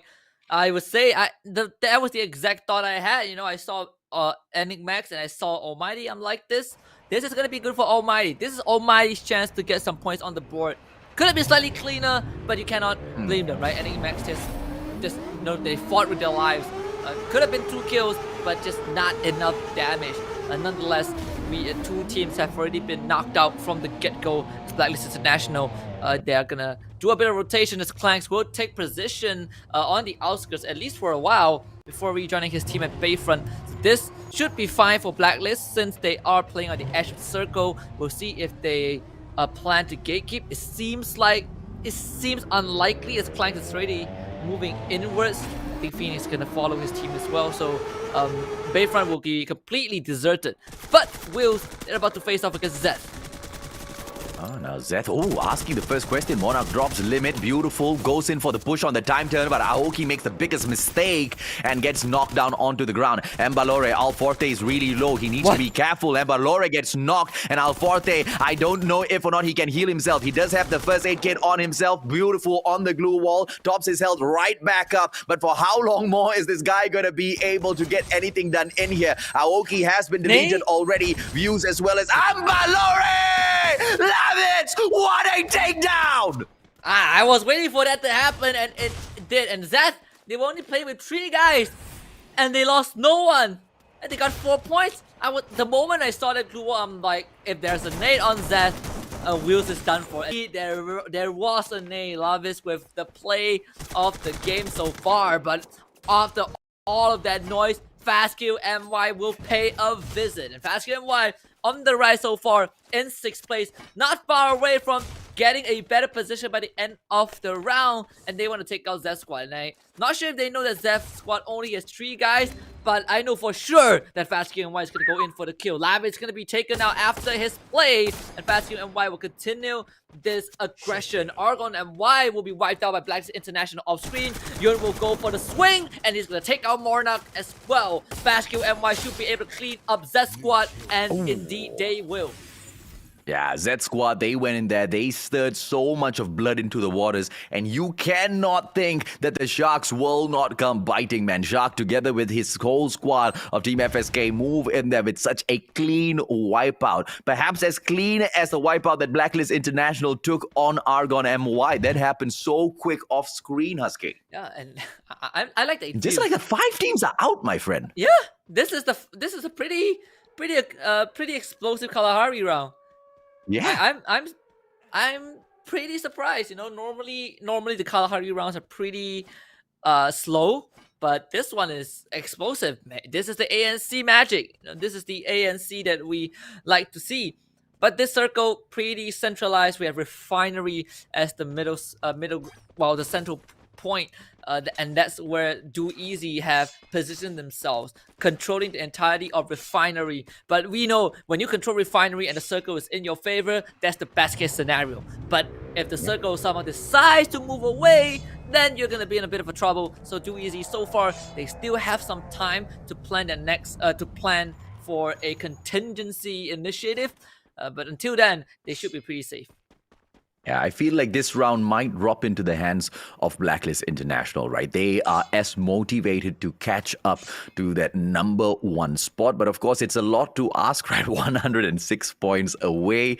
It's going to be quite the climb. But they need maybe 2 back-to-back booyahs to be able to replace Auto Knockout Legend in that 3rd spot. And I feel like that's definitely something that Blacklist International will be aiming for. 3 kill points in the bag so far. And this is their map, man. They love Kalahari, and they have always been able to great placement points off of this map because of all of their movements. They know exactly how to plot their path through towards each and every single zone that pops out on this map. Map mastery at its finest. But they have been caught off in very, very acute angles in the past as well. So it needs to be a very careful approach here, Husky.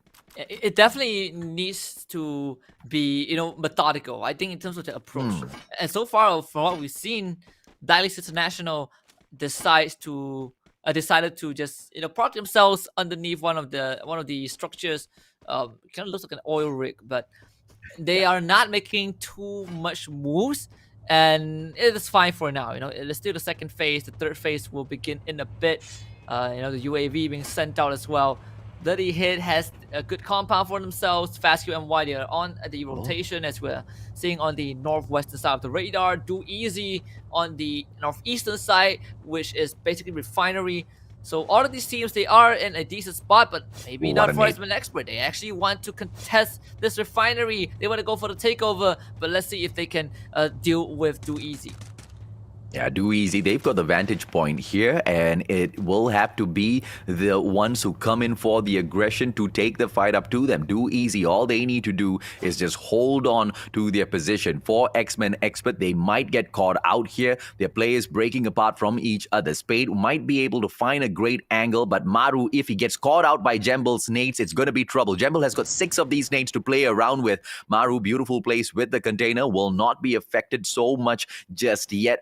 Bell might have gotten spotted out as well. The biggest game changer in here from the side of Do Easy can be Jembel, but he cannot waste those grenades that he has in his pocket. He needs to hold on to them. Bayets, on the other hand, once again, Do Easy. All they need to do is just chill and wait for 4 X-Men Expert to step up onto this platform, Husky. Yeah, and that is exactly what they're doing right now. So far, so good. They are gathering a lot of intel. Jembao is on that low ground, and this could make or break Do Easy. Because Jembao now, he has the potential to go for a flank if he wants to, but he has to kind of wait for the information to be relayed from the rest of his team. And Do Easy, they are holding on pretty decently. Jembao, he can be the MVP if he pulls it off. But for X-Men Expert, we're seeing them still hanging around on that low ground. They are not aware that they are being watched by Do Easy, and that is good for Do Easy. Yeah. But remember AV Ligers, the ones that have thought as Refinery's just the kind of spot where you don't hold on to for a long, long time, man. Because once that zone forces you out, y'all need to jump. And when you jump, you cannot control who's going to be down there to welcome you. Ren from afar takes Phoenix down, and he has not gone in there for the delete just yet. And Almighty, they will be looking for a couple of more shots to take up against Team Blacklist International. But Fastkill MY on for the quick approach as well. Let's hope that Blacklist International will be able to squeeze into Refinery a little bit sooner, because they desperately need all of these points as they try to catch up with Auto Knockout. Once again, 3 of those kills in the bag so far, but it does not look like they are anywhere near to how aggressive they were in Season 1 of the MCP Majors, Husky. Yeah, wondering if Blacklist is when Blacklist will make their move, because IT actually definitely have made theirs and is straight against into bloody hair. ZJ is down, and IT actually really want to make it into the circle. You're able to pick off tricks from afar. That's a third party from Vasco MY, something that is definitely going to be pretty valuable in the long run. But thankfully, ITX will bring Tricks back up. Let's see what the next move is going to be. It feels like they still want to continue putting on the aggression onto Bloody Head. They're pushing Bloody Head so far back, and that's going to force Bloody Head to relinquish control of their compound. And ITX, with that extra ground, they should be able to, slowly inch their way forward. Yeah, remember what we talked about ITX? They need about 34 points above and beyond on top of whatever, for X-Men Expert, Fastkill, MY Views or the other teams can pick up for them to sneak in to the top 5. And if they do, I will be genuinely impressed. This would be the bloody heads of season 2, right? Beautiful play tricks as well as Zapnu. They get Hanma and Yoon out of the equation. ITX just dropping one by one all of the players from the side of FSK. And now Ali gets taken down by the zone as well. Shuk gets knocked, but the pickup is not going to be too tough. Shot down onto the ground as well. What is going on? Bloody heads from afar, making the lives of ITX so difficult, Aske. Oh my goodness, and a Forestman Expert, they actually wipe out Almighty instead. Shot is going to be knocked next by Forestman Expert. I mean, they're taking fights from all fronts. Bloody hit, and Blacklist International both trapped in a pretty unfavorable spot. Goku will down Zipnu as ITX are under constant fire. I mean, Fastkill and Y tried to play a naughty backstab, but they got punished by ITX and a bloody head. Grenade launcher is available for Blacklist International. Goku will down shot as ITX continues to get down. They get back up. They get shot back down. This is going to be a very vicious cycle for ITX. They lost 2 guys, all courtesy of Goku. He's wiping out the rest of ITX. Blacklist International will take the opportunity to get into the circle as Tactical Intact finally falls, and the finisher will be courtesy of Blacklist International. Now they're gonna run in to take on Bloody Head. Manflag will trade his life for 1, and Bloody Head, they'll have to try and outrun the circle. The circle completely dissipating, and now it's just the blue zone and 3 more teams. Oh, well, Phoenix now needs to get picked up. Cobra as well as Clank still alive and kicking. Manflang has gotten taken out, but he's not super important in that final zone. Manflang is an absolute beast when you take some of these early aggression. 4 X-Men Expert with the grenade launcher. Blacklist International stand absolutely no chance. Maru should be able to eliminate Cobra, but Cobra gets taken down by the safe zone, ladies and gentlemen, boys and girls. It is none other than the one and only 4 X-Men Expert back on track as they pick the booyah up for themselves. 13 points away, just behind Blacklist International, and that might just mean they have managed to catch up, Husky. Yeah, they definitely have managed to catch up to Blacklist International. And the craziest part is that Forestman Expert, they made it this far with only 1 booyah. This is their second one, same as Blacklist International, but overall, I think Forestman Expert, they probably found a remedy. It's a team that we've been keeping our eyes on for a while, and that is slowly paying off. Let's bring back Holler and Anna Lee. I'm pretty sure they will be very delighted with the result. Oh, delighted we are. Do we have a rough estimate as to how many points for X-Men Expert got that round? At least half. I Well, didn't see the number of kills. No, I think it was, hang on. It's about 20 points. 20 something, right? Yeah. Yeah, they had about 20 because they had about 8 kills plus the booyah. Yeah, just completely 9-day, right? Day 1, or the first match they had, they scored 1 point. The second match, which we just saw, was I think close to 15 points. And then this one will just jump them up another 20 points. This is a team that was just kind of hit their stride right at the right time, so to speak, kind of ending the day, making sure that they are very strong. But for X-Men, just Goku, man, this guy is just an absolute beast. If you get the grenade launcher, Danny, you pretty much have won the whole matchup already, right? I mean, as long as you have that grenade launcher in that final circle, getting it early in the game and you get caught out in a fight, it might be a 50-50, but in such a small circle, that grenade launcher, it might as well be a nuclear bomb. And, that was one of the biggest reasons as to why they managed to pick that winner. Yeah. And sorry, poor Husky, go tactical ahead. Intacts. I mean, they had a chance. They were backstabbed by Fastkill MY. They had to take on Bloody Hit. And then right after Fastkill MY got eliminated, tactical Intacts, they were constantly shot by Forestman Expert. I believe that I believe that some members from ITX, they got knocked, they got picked back up, and they got knocked again. I mean, Forex Expert probably ruined the whole round for ITX, but that was also what allowed them to get the booyah towards the very end. I think Tactical Index had a pretty decent run. It's just unfortunate that they had to be in that spot. Yeah, well, sometimes when you go aggressive like ITX do, and you're going to get third party, you're going to get constantly harassed like that, so to speak. But it was just really interesting seeing ITX and Fastkill, who have somewhat pretty similar playstyles in the sense of the aggression, and then just kind of having to outduel them. You know, Fastkill, you thought they had the edge and they went for it. ITX was able to just kind of hold them off and turn the fight around. So ITX just making sure that they get their points. This is a team to look out for. Danny, sorry, you were about to say something earlier. I think that train already departed the station. Fair enough. Fair enough. We missed the train, but it's all right. It's all right. I was just looking at the overall standings. I'm just trying to figure out if for X-Men Expert would be able to take over Blacklist International spot. I don't think they will yet. Yeah. I think they're really close. I'm going to make a guesstimate here, about 5 points difference now.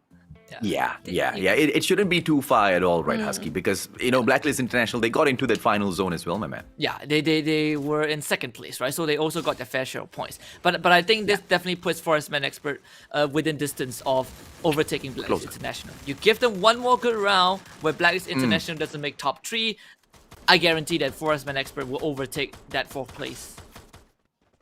I think we also need to take into consideration as well that Kalahari is considered one of their best maps.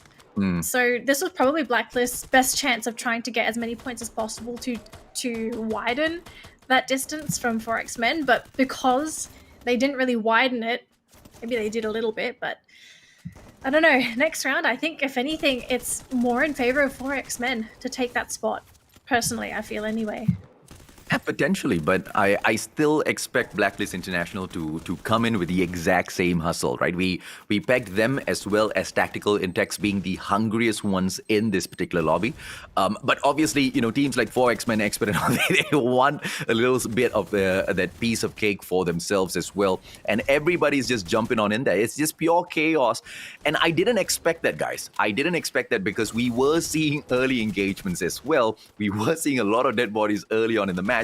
And it just didn't change the amount of ruckus that was happening in that final zone. Yeah, I think I think we should give a bit of credit to Zep Squad, right? This is one of the better rounds, but they took out Wheels. That is huge. They took out Wheels, courtesy of Lavis's 2-3 man nade towards the very end of things. Sure, they got 8th place, but overall they were able to cripple probably one of the up-and-coming teams at the very start of the round.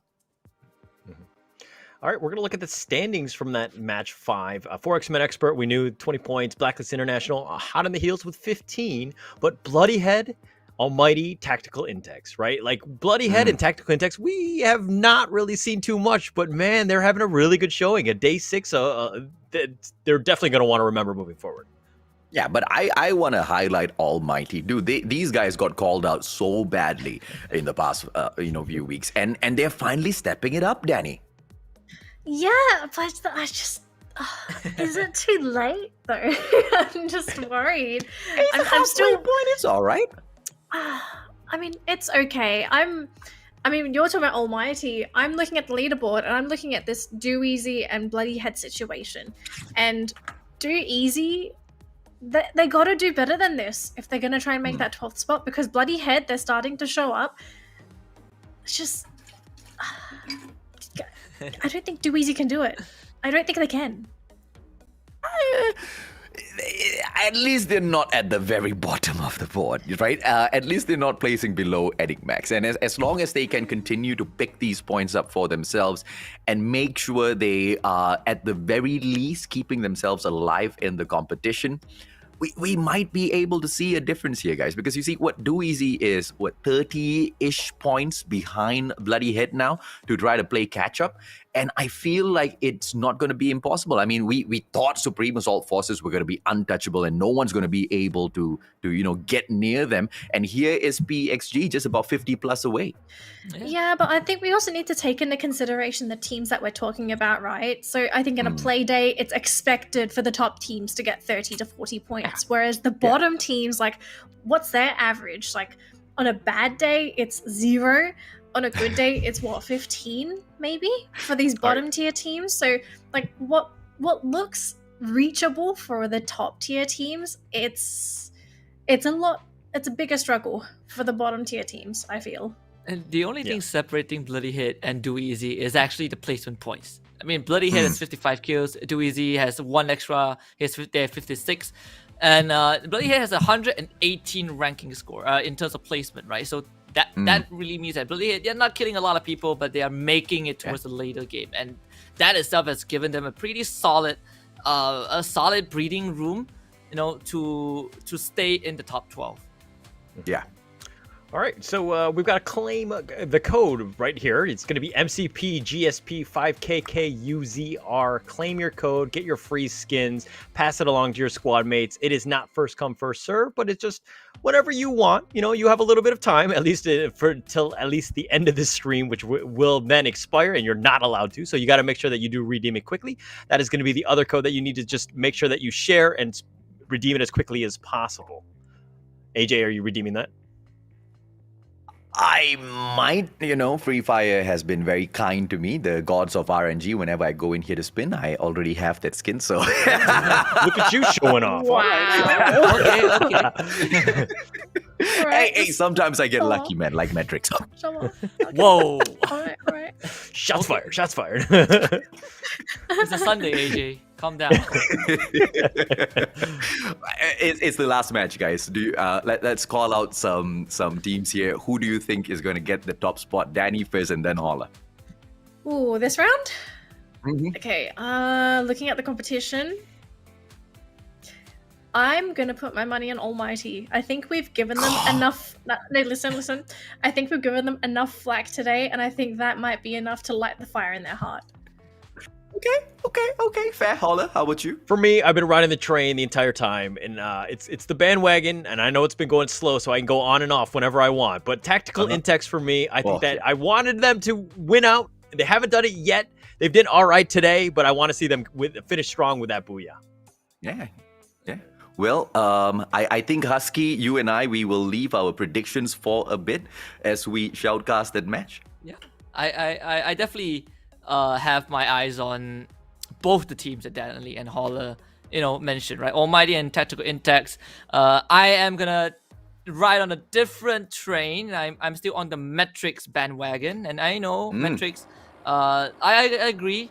No, a normal game doesn't seem to feel like a metrics game, right? But there's something about metrics that I think might just give them the edge, even though they don't have luck on their side. I think we've seen them have some pretty good rounds. Albeit having the circle in their favor, having other teams taking out their opponents. But I think metrics might still stand a chance compared to Wheels. Not based on their chosen position to drop into Brasilia. Why must they do this to themselves, man? But, okay. Yeah. Now it's either metrics or Almighty. Okay. Yeah.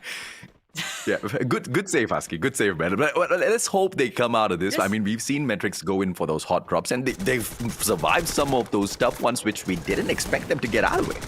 Here's the thing. I don't control where they drop. Okay. I mean, if this is how it is, then I guess this is how it's gonna be. I mean, they've already lost two. Ashes gonna be the third. I guess Almighty is gonna get the booyah for this round for sure. Metrics, they're done so. They are. Yeah. Yeah. Oh. Like I said, man, maybe they won't get so lucky in the final round. Damn it! Why?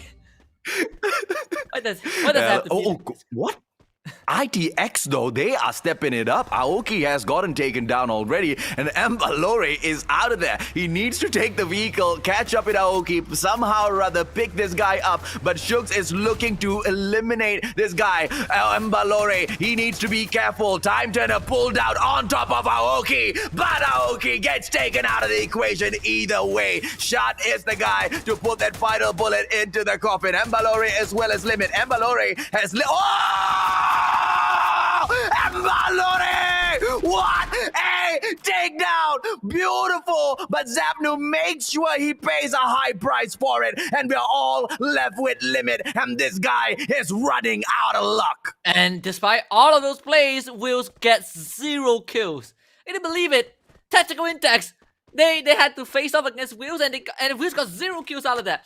ITX, they are really stepping up, and they still are stepping up. I mean, Wills are just not having a good day at all. I mean, Tactical Intex, they are not too far away from Wills. In fact, only 6 points separates Wills and ITX. And with how things are looking, I think ITX might overtake them at the end of the day. But Lonesome does down Jay-Z and Max against second round taking on Almighty. And this time, they are the one that draws first blood. No, great now push from the side of Enigmax. They need to be able to perhaps go in for a more aggressive takeover of Brasilia. Almighty is already hurting. They went in there for the snuff onto Metrics. Okay, wait, I have to correct that. They are not really hurting because they barely lost anybody in that fight, right? They took a couple of shots, probably wasted about 1 or 2 medkits, and apart from that, nothing else much in there. Morgana, Mount, as well as Mark still alive and kicking after they have lost their team member already. Bloody Heads with just 3 of them now. Are they going to be able to continue to survive to play those placement points? Just like you've mentioned, Husky, what sets them apart from the side of Do Easy was all of those placement points that they have been picking up for themselves. So they've done quite a good job in the competition so far. Yeah, they've done a great job at just staying alive. I mean, they might not be the best the best shooters out there, but they are definitely survivors, right? Their survival score is already in the hundreds. That itself, is a great statement. The fact that you can get 118 points in terms of placement means that you are consistently staying ahead of the curve. Yeah, sure, they have some really bad rounds, but not as bad to the extent where the placement points aren't up to par. Yeah, speaking of Do Easy, they are playing in this lobby. We haven't seen them yet, have we? No, I don't think we have. Okay. I was just hoping the guys don't get taken down early, right? Because that's going to be quite an interesting fight to see, because Do Easy is clearly hungry. They are fighting for the top 12 spot.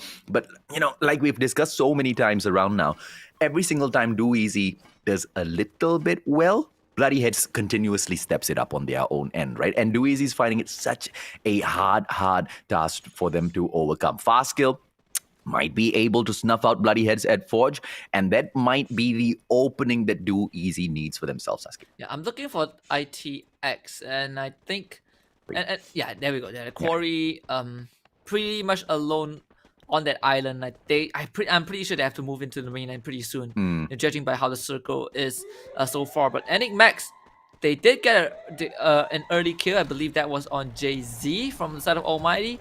That's gonna put Enigmax in a pretty decent position. Okay, I feel like I'm gonna sound like a bad person asking this question, but is this their first kill of the day? Potentially. Enigmax, come on. I'm sorry. I'm sorry. I really had to ask the question because I don't think I have seen them. Maybe they have knocked someone. Yeah. But getting a kill is kind of a different story. Yeah, Enigmax, I think earlier today we did see them get 1 kill. One kill, okay. They are on the second. That's a roll. That's a good place to start with, Husky. I like how the bar is so low for them. Like, they're gonna hate us. Okay. Hey. They're the only team that hasn't hit the 100-point mark just yet. Yeah. So... Every single team we've roasted has managed to step it up. Every single one of them. Almighty included, and that's a huge statement, my friend. Okay, I mean, like, yeah, I guess. Another like, rose right there. I mean, you roast 10 teams and like one of them doesn't make it, so it's still okay, right? 90% success rate. Absolutely, bro. And whether or not they can make it up, it is all up to them. And now this is a very, very risky play. But look at Zapnu with his amazing nade getting tossed in. He is going in for the aggressive approach. Those players all behind those blue walls. And Zapnu's not waiting, but immediately pulls out the time turner for himself because he knows it's a little bit way too aggressive. And he goes in for that long flank, trying to catch off the players from Argon MY. Spark pulling out all of these blue walls for themselves. And now Zapnu, can we see some grenade plays? He has none on him, so he will bring in those SMG CQC combat, but Shook gets dropped, and it is the side of Argon MY taking the better hits in this fight against ITX, Sasuke. Yeah, Argon and Y able to go for the wraparound, and now they have ITX completely surrounded. Oh, what? Knew what it's going to be the next course of action. He's on the flank, but those blue walls will make his shot so much harder. In fact, Argon and Y, look at what they're doing. They're pushing forward. They know that they have the numbers advantage, and they want to overwhelm ITX. Shot gets the first down, but not the kill just yet. Argon and Y would try to go for the revive shot. Finally gets taken out. Trace comes in from behind, tries to go for the spray, but no! It's going to be me that ends it all. Zimno will bring his body back up, but he needs to do it fast and needs to do it now. Morgana gets knocked out of a vehicle off screen. Tricks will be brought back up, but shot is down, and Argon and Y might just overwhelm ITX at this point. Tricks now, it's his turn to see the nade. They're coming through, and everyone from ITX is trapped. Argon and Y just does this so well, and they wipe out ITX without losing a single member. Oh, what a play, man. I mean, this was just defense at its best. But, you know, they've expended so many of those glue walls in this situation. And now Zeth Endgame taking on Almighty Lavitz on the ground. But they'll be able to pick him up real quick. Ren is down on the ground, and they should be able to go in for the quick delete. Monarch makes sure he gets that pulled off instantaneously. And the rest of the players from Almighty are nowhere to be seen. Yeah, and Almighty, I wonder what the game plan is right now. Zeph squads, they have 2 kills, and they are just, you know, casually chilling. Everyone hiding behind the blue wall. This is kind of a makeshift fortress for them. But so far, there's nothing that threatens Zeph squad just yet. They want to run straight into Blacklist International, and maybe that is going to be a fight that is hard for them to win. We'll see if they can make it work. We have been, you know, giving Argon and White a lot of flack this week. They finally showed up on the last game of the first half of this group stage. Let's see if they can go further than this. It's not going to put them, you know, close, or at least it's not going to put them within touching distance of the 12th place, but it's definitely going to give them a boost of morale. Oh, absolutely, man. But, you know, they just winning that one team fight is not going to be enough. They need to take way more of these, a little bit aggressive in towards that final zone as well. But more importantly, they need to play a little bit of bloody heads in this particular round. They need to play those placement points. Kills come later. Clearly, they are not the best mechanically sound squad in here to be aggressive, like Blacklist International. Even Blacklist International has stepped off of that aggressive stool and, you know, tries to take these slow matches up this time around. And I think that it will be able to help them at the grand finals. They seem to be onto something here, Husky. I just haven't figured out exactly what it is, because when they want to bring that aggression out, there's just no stopping these guys. Yeah, and maybe this is going to be another case of that. Clanks down Goku again for his man expert from behind. This is the same thing as last game as Blacklist International. They're completely trapped, and we're just waiting for that nade. Alive is what the heck? How did he just down himself? What did Lavis do? Well, never mind about that, because they're about to get rushed by Fastkill and Y, and this is not bro. good for them.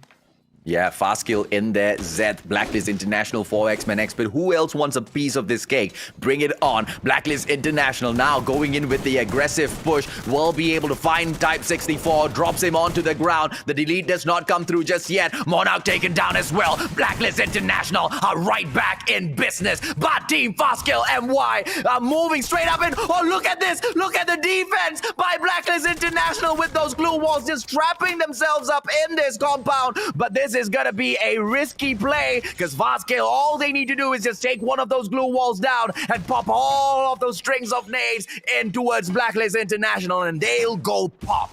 Yeah, Blacklist International, they have set up a barricade. They fortified the compound, but it's not enough. Desqua's gonna be knocked out first, but Cobra is also down. Fastkill and Y, they're about to open the floodgates by force, and indeed they do. Clanks is out next. Cobra gets picked back up. He's gonna drop that glue wall, but it's not gonna matter. Fastkill and Y just too fast as they overwhelm Blacklist.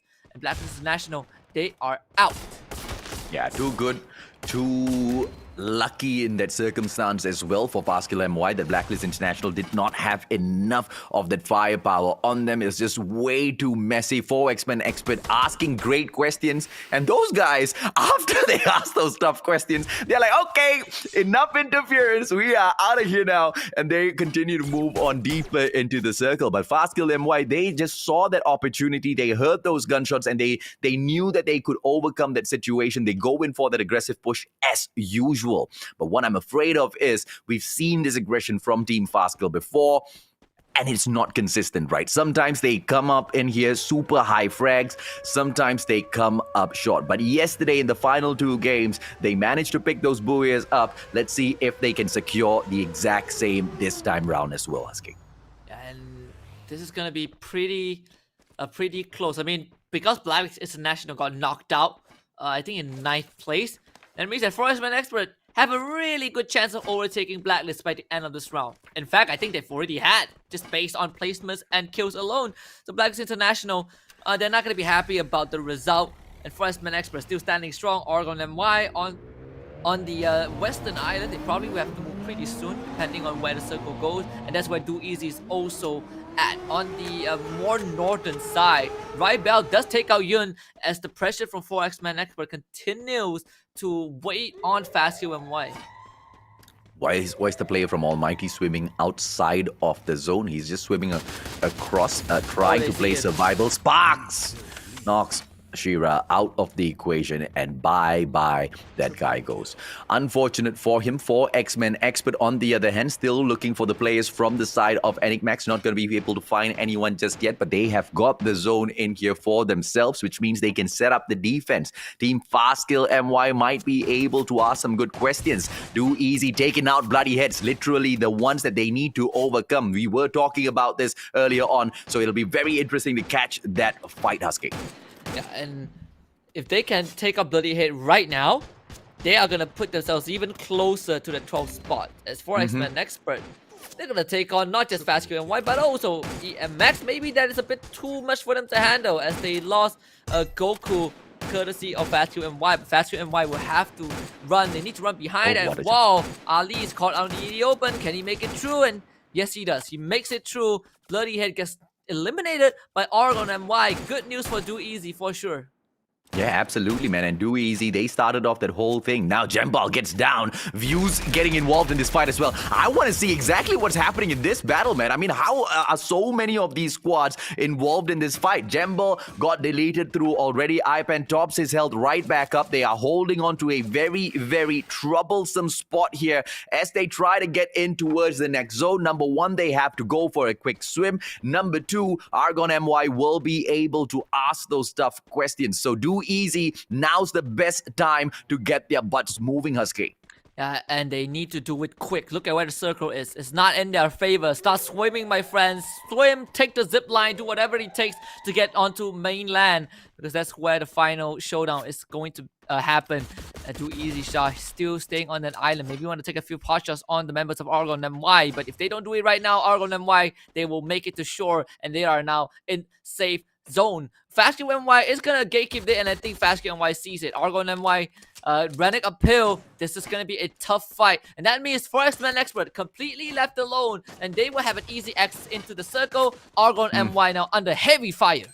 Oh, beautifully taken by Team FSK. And they might just, pull off this booyah here, because looking at the teams and the quality of these squads in towards that final circle, who better than Team Fastkill, ladies and gentlemen, boys and girls? Yes, 4X-Men Expert is there as well, but they've not been shining as bright as they should. And now, Team Fastkill, they will get the zone as well. Views gets eliminated. Yoon, beautiful nade sent towards 4X-Men Expert.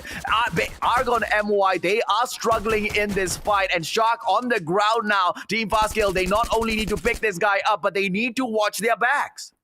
Yeah, and their backs is where Forestman Expert is, and EMX also have to leave the fishing hut just because the circle has also abandoned them. This is gonna be a close fight, but Fastkill MY will need to make it as quick as possible. Sure, they're close to the circle, but you want to finish this fight so that you can focus on the rest of the teams. Look at that, they're getting sharp from behind, just like what you said. You need to pay attention to your back.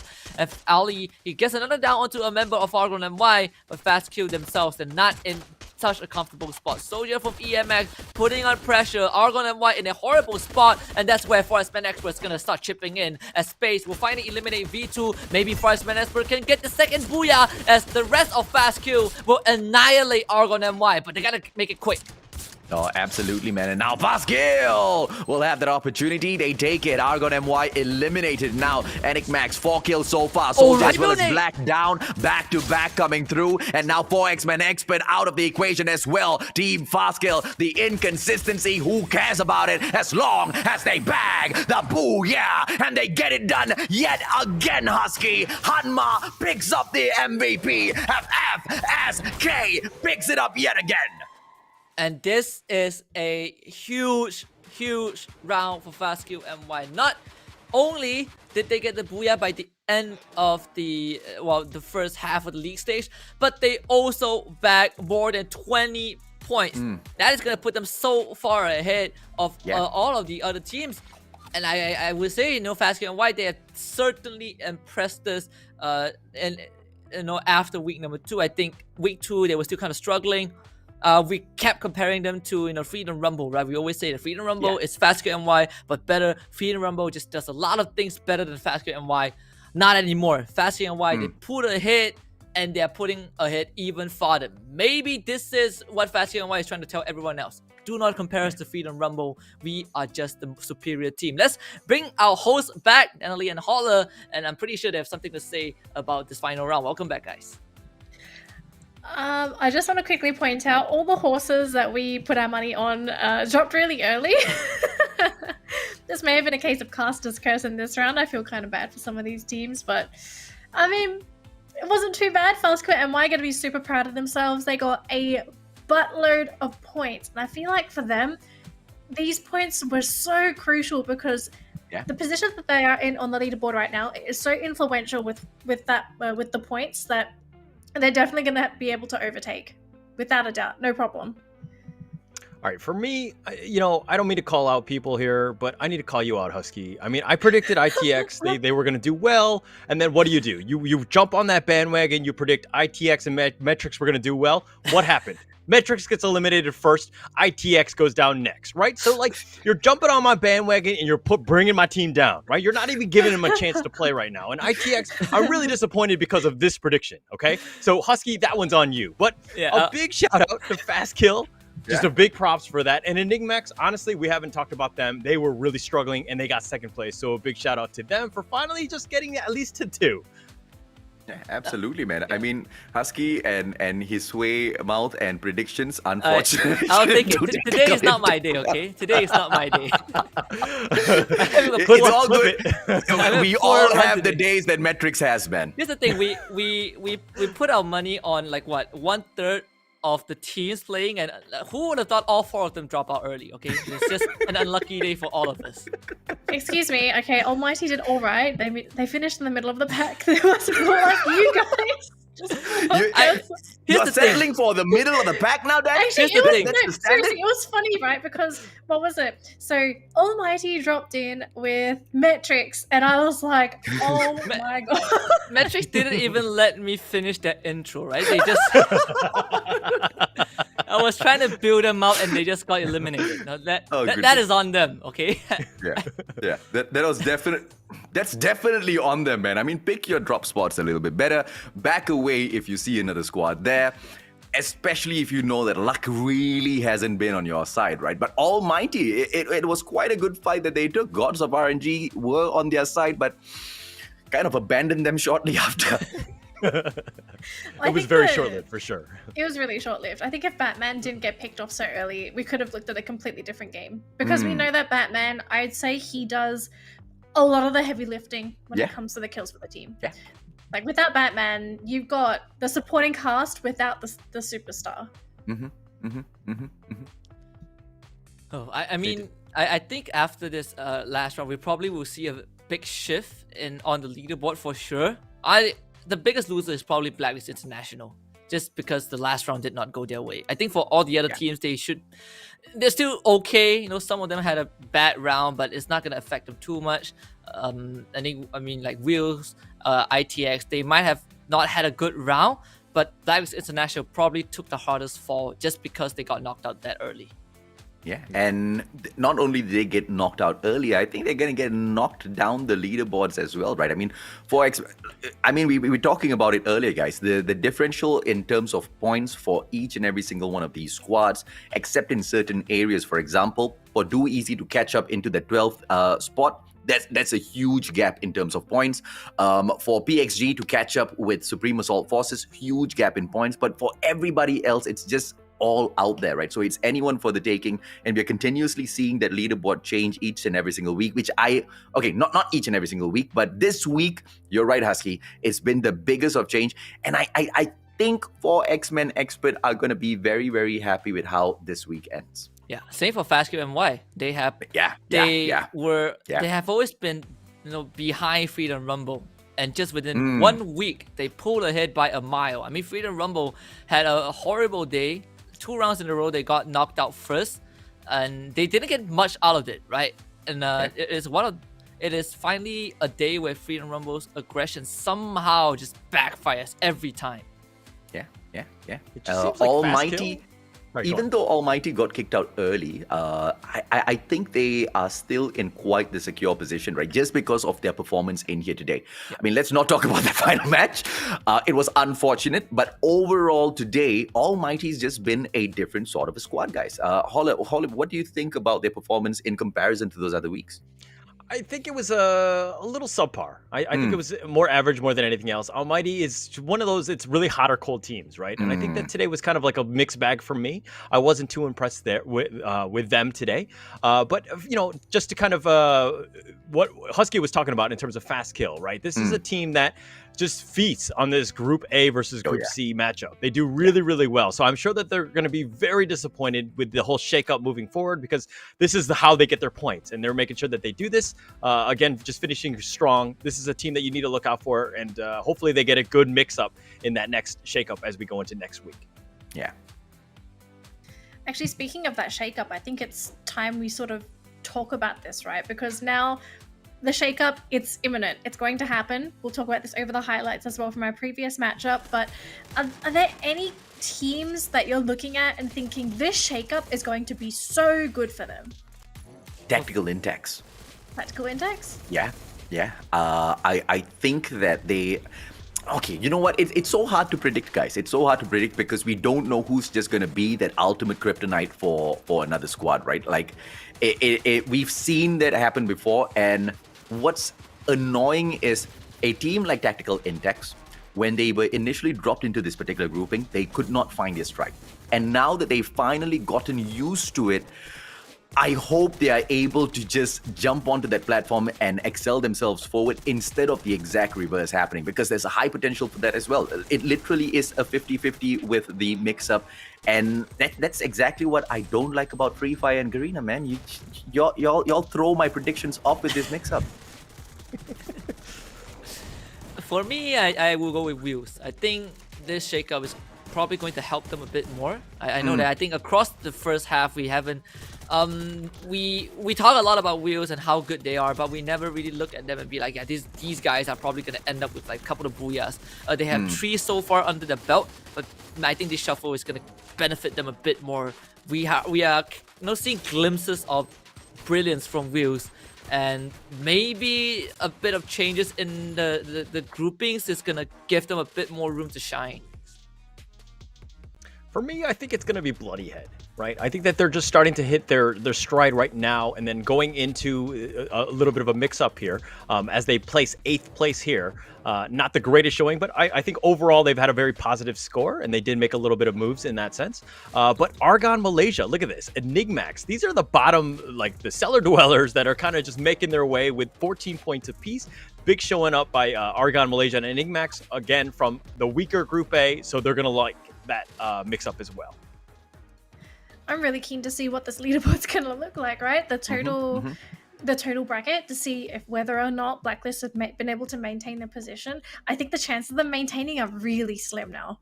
If they do maintain, it's what, maybe 1 or 2 points, but the chances of them losing their position easily. Like for X-Men, I think they have I think they're 4th place in the bag.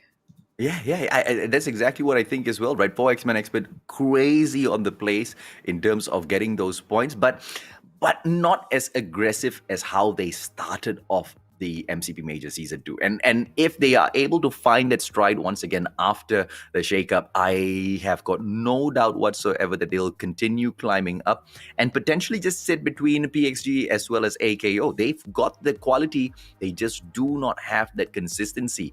And Blacklist International used to be that team with consistency, but now looking at the fact that they seem to be losing it, guys. Whoa! No way. Tied. Well played. Wow. Yeah, this is a pretty huge shakeup, right? I think PXG definitely, I mean, not within arm's length, but, definitely within a probably grenade launcher range of SAF there. They're somewhat kind of close. But Blacklist International and 4X-Men Expert, we knew it was going to be close, but we did not think they were going to be tied at this stage. But that's a bit of a shakeup there. But look at Metrics, dropped, like they're 11th now. Bloody Head made their way into the top 12 position. Again, I just like where this team is heading. Yeah. It almost seems like this, not just Do Easy, but anyone that comes into 13th place now, that 12th place is starting to look unreachable now, I feel. Right? Like, we don't have any teams that are really close, and down that far down the bracket, 30 points is significant. I think the only team that has a chance right now is Do Easy, right? It's either Do Easy or it's no teams at all. So they are like they're probably the pack leader of the bottom dwellers. Like if Do Easy can make it, no one else can make it. Just based off of the performances of from the first 3 weeks. All right, so just moving forward, obviously we're gonna have a shakeup. Okay, let's just play a little role play right here. If you happen to be coach of let's say one of the bottom 9 teams on this one, what are you telling them moving forward? And AJ, I'll let you take the first stab at this. Pick your drop zones a little bit better. You see someone else, run away. Don't get into a fight. Just make sure you play the game of survival. And the very first few fights that you take, you are either forced into them or you start them at that final zone. That'll be my only advice, man. I mean, if you are at the bottom already, you're not a bottom feeder. You're feeding others, right? And you just have to stop giving away all of those skill points. And because when you give away those skill points, you don't get to pick points up for yourself. So it has to be that one strategy that these teams go in with. Because who's at the bottom? Cannot Brain, Umbrella Reborn, Argon MY, Z Squad. We've seen them. They can take quite good gunfights. So I rather them play the game of luck in that final zone rather than early on in that matchup, Holler. Okay. All right. What about you, Husky? Yeah. The most interesting part is that again the teams from Group A somehow they keep hot dropping into each other. They're just taking each other out before the game even starts, right? So after the shuffle, I don't think that's gonna happen as often. And I would probably do the same thing what AJ suggested. Just play placement points. I am fine if you don't get a lot of kills, but if you can get 12 points, 9 points, 8 points per round, it's gonna bring you closer and closer towards the 12th place, regardless, right? You have a better chance of qualifying by just racking up placement points than trying to fight everyone else and just ending not getting anything at all. I'll just quickly chime in here. I think, especially for the bottom dwelling teams, a lot of them are very passive. I'd probably spend the next week trying to polish up your gunfighting in compounds, because a lot of these teams, they're playing passive and they just end up being food. Sometimes you just have to take the first shot. So if they could maybe, I mean, it's a hard call because you only have 1 week to do this. Yeah. Polish up your close quarter gunfighting, and also be wary of your resources, because we're seeing a lot of these bottom dwelling teams, they're not using their grenades to open fights, they're not using their glue walls, they're basically dying with all these resources that they could be using. Yeah, agreed. And my advice Agreed, to Dan. the bottom dwelling team is to claim the code right below. Feel free to just type that in, MCP GSP 5KK UZR. We're going to be ending the stream, so as long as, I mean, when we stop talking, the code is going to stop working. So you might as well just apply as quickly as possible. Make sure you type that in. And of course, it's not first come, first serve, but it's just more of everyone can have it. So feel free to just spread that love. Let everyone have it, even the top teams. They can all just redeem that code in now. So feel free to do that. This is going to be day 6 of the MCP. We're going to have 6 more days ahead of us. Any final words before we sign out for the week? Can't wait for the shuffle. This is where we really see who gets to pull ahead, and we really see who is the best team. SAF, I know they're now considered considered the best team, but I'm gonna be the guy that reigns on the parade. Maybe they are the best team because of the grouping. What happens if we go for the shuffle? Maybe they won't be the best anymore. Yeah, technically within the same grouping itself, they started falling off, towards the very final days in here. Yes, they managed to bag that booyah, but I don't think it is anywhere near as consistent as what we had at the start of the MCP Major Season 2, right? So I think you are right, but half right. Regardless, I think Supreme Assault Forces are going to continue falling, and PXG, AKO, these big brands are going to continuously climb up. But the one team I'm definitely looking to see more out of, or I have to say 2 teams, is Views as well as Almighty. They've been able to step it up. Views more consistently compared to Almighty, but you never know what these mix-up might bring. Yeah, I have to agree with Wheels. I mean, they got thrown in a pretty deep pool, right, with their grouping. So all eyes on Wheels. I'm also gonna have to say, Do Easy, if you are playing the late game, you have to wake up now. Please, it is getting far too late. You really need these points. You can't mess up now. Please catch up, because we saw it last season. You know what they're probably going to do? It's going to be like, oh, during the last week, we're going to play fantastic. And give us all heart attacks. But I'm looking forward to the roster shuffle. Not the roster shuffles, the group mix-ups. Yeah. All right, so we're going to have the roster shuffle. That's going to be coming in for day 7 on behalf of Husky, AJ, Danny, and myself, Holler. Thank you so much for tuning in. We will see you next week. MCP Season 2, day 7, coming ahead next week, Saturday, same time, same place. See you then.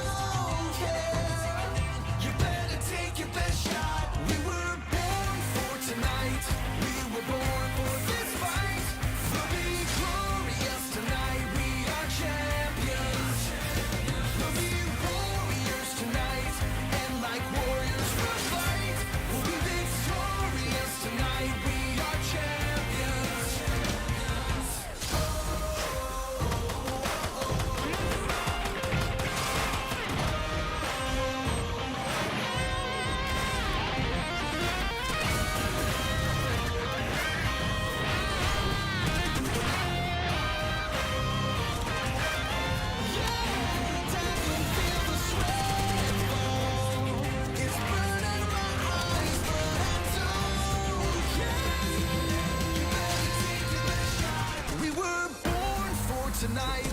We were born for this fight. We'll be glorious tonight. We are champions. We'll be warriors tonight. And like warriors we'll fight. We'll be victorious tonight. We are champions. We were born for tonight. We were born for this fight. We'll be glorious tonight. We are champions. We'll be warriors tonight. And like warriors we'll fight. We'll be victorious tonight.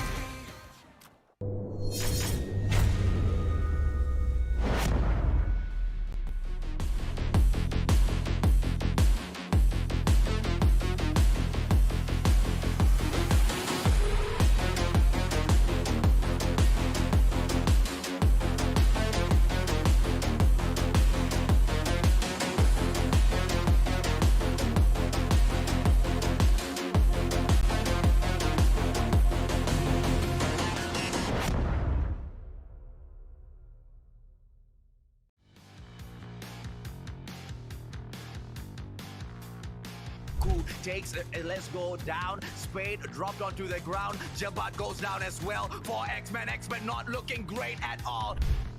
Teams will be squished in together. Who will take this fight and who will take this booyah?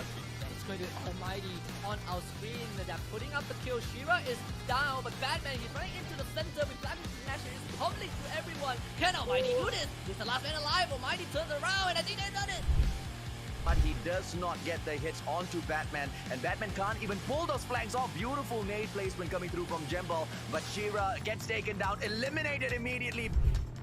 Gives me so much of confidence in this team of Enigmax. V2, beautiful nade now being tossed up front. And you know, you did talk about V2 a little bit earlier on in this competition. What crazy placement. Manchai might be able to go in for the knock on a couple of players, but if he wants to take advantage, he needs to get the delete as well. Players from the side of Enigmax now coming in for the snuff. V2 with those questions, and Manchai needs to get away, but with the shotgun, is able to bring in so much of challenge. But let's go gets another snipe, and Goku, he has to spend so much time. That's when they fly through. This might just be it. This might just be the back end of it all for X-Men Expert.